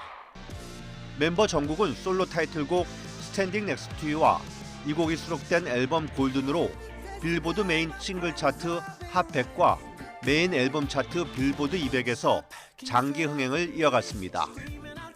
현지 시간 3일 공개된 최신 차트에 따르면 스탠딩 넥스트 투 유는 핫 100에 8주 연속 진입했습니다. YTN 이종수입니다. 태영건설 채권단은 태영그룹이 내놓은 추가 자구책에 대해 애초 약속을 지키지 않는다면 워크아웃 개시에 동의할 수 없다고 반발했습니다. 태영건설의 주 채권은행인 산업은행은 오늘 이같이 정리된 채권단의 입장을 발표했습니다. 채권단은 태영 인더스트리 매각 대금 1,549억 원 전액을 태영건설을 쓰기로 한 약속을 지키지 않고 있다는 점을 지적하고 TY홀딩스의 연대보증 채무상환에 쓴 890억 원을 약속대로 태영건설에 직접 지원하라고 다시 촉구했습니다. 산업은행이 태영건설의 주요 채권자들을 다시 불러 추가 자구안에 대해 논의하고 있습니다. 사내는 오늘 오후 2시부터 여의도 본점에서 5대 은행과 기업은행 등 태영건설 주요 채권자들과 회의를 비공개로 진행하고 있습니다. 김주현 금융위원장은 태영그룹 측에 신뢰할 만한 안을 빨리 제시해달라고 촉구했습니다. 김 위원장은 오늘 서민금융지원 현장 간담회 후 기자들과 만난 자리에서 채권단 판단이 제일 중요하다며 이같이 말했습니다. 태영그룹과 채권단 상호 간 신뢰 형성이 안 된 것 같다며 오는 11일까지 날짜가 많지 않다고 말했습니다.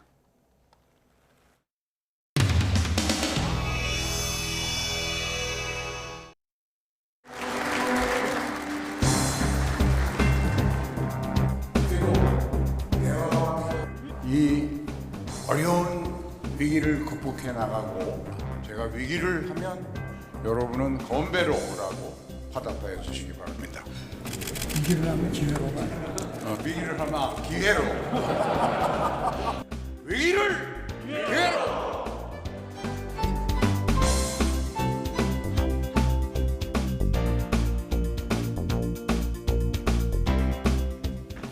예, 이제 2024 강원 동계 청소년 올림픽 대회가 이제 보름 앞으로 다가왔습니다. 청소년 올림픽이 국내외에 더 많이 알려지고 그 위상도 더 높아지기를 당부를 좀 드리고 싶습니다. 교통, 숙식, 경기 및 문화행사 전반에 걸쳐서 폭한, 폭설, 위생, 다중인파 등으로 인한 안전사고가 발생하지 않도록 각별히 신경 써주시기 바랍니다. 뿐만 강원도에서 리모델링을 해가지고 경기장 인증에 대한 것은 완벽하다는 평가를 받고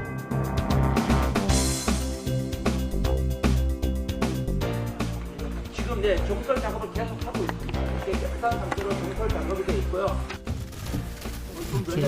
저기 화장실 같은 그런 시스템은 저쪽에는 없어요? 저기는 그 선수들이 별도로 이용하는 전용 화장실이 따로 있습니다.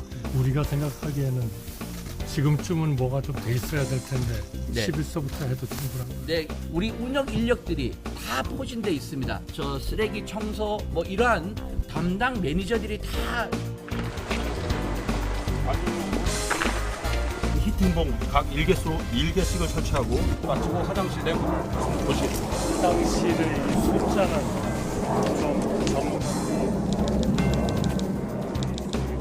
충분히 그 계산을 해서 네, 21리즌을 했습니다.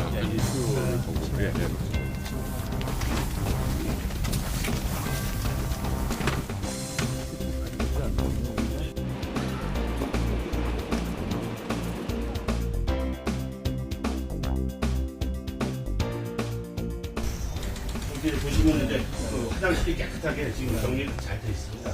그리고 온도는 지금 15도 이상으로 항상 유지되도록 하고 있습니다. 굉장히 수준이 높은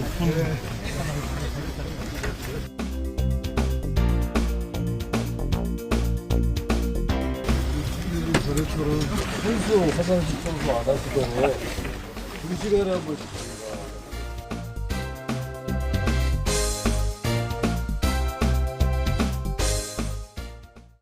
날은 온화하지만 초미세먼지가 기승입니다. 현재 중부와 전북 지방의 초미세먼지 농도가 나쁨 수준까지 치솟아 있는데요. 특히 서울 등 수도권과 충남은 농도가 평소보다 2~3배가량 높게 나타나면서 초미세먼지 주의보도 발령 중입니다. 오늘은 미세먼지용 마스크를 꼭 착용하고 나오시기 바랍니다. 초미세먼지는 밤사이 찬 공기가 남하하면서 점차 해소되겠지만 주말이자 절기 소환인 내일은 다시 영하권 추위가 찾아오겠습니다. 내일 서울 아침 기온은 영하 4도로 오늘보다 무려 7도가량이나 낮겠습니다. 또 내일 밤부터 모레 새벽 사이 중서부 지방에는 1에서 3cm의 눈이 조금 내리겠고요. 그 밖에 남부 곳곳으로도 약하게 눈이 날리는 곳이 있겠습니다. 내일 아침 기온은 오늘보다 2에서 7도가량 낮겠습니다. 내일 서울 아침 기온 영하 4도, 대전도 영하 4도, 광주와 대구는 영하 1도가 예상되고요. 낮 기온도 오늘보다 3에서 5도가량 낮겠습니다. 서울 낮 기온 4도, 청주 5도, 창원은 9도가 예상됩니다. 다음 주 월요일에는 영하 10도 안팎의 반짝 강추위가 찾아오겠고요. 이후에는 이맘때 겨울 날씨가 이어질 전망입니다. 지금까지 날씨 정보였습니다. 네, 이슈를 더 쉽게 전해드리는 더 뉴스 다음 주에도 더 준비하겠습니다. 잠시 뒤에는 뉴스큐가 방송됩니다. 시청해주신 여러분 고맙습니다.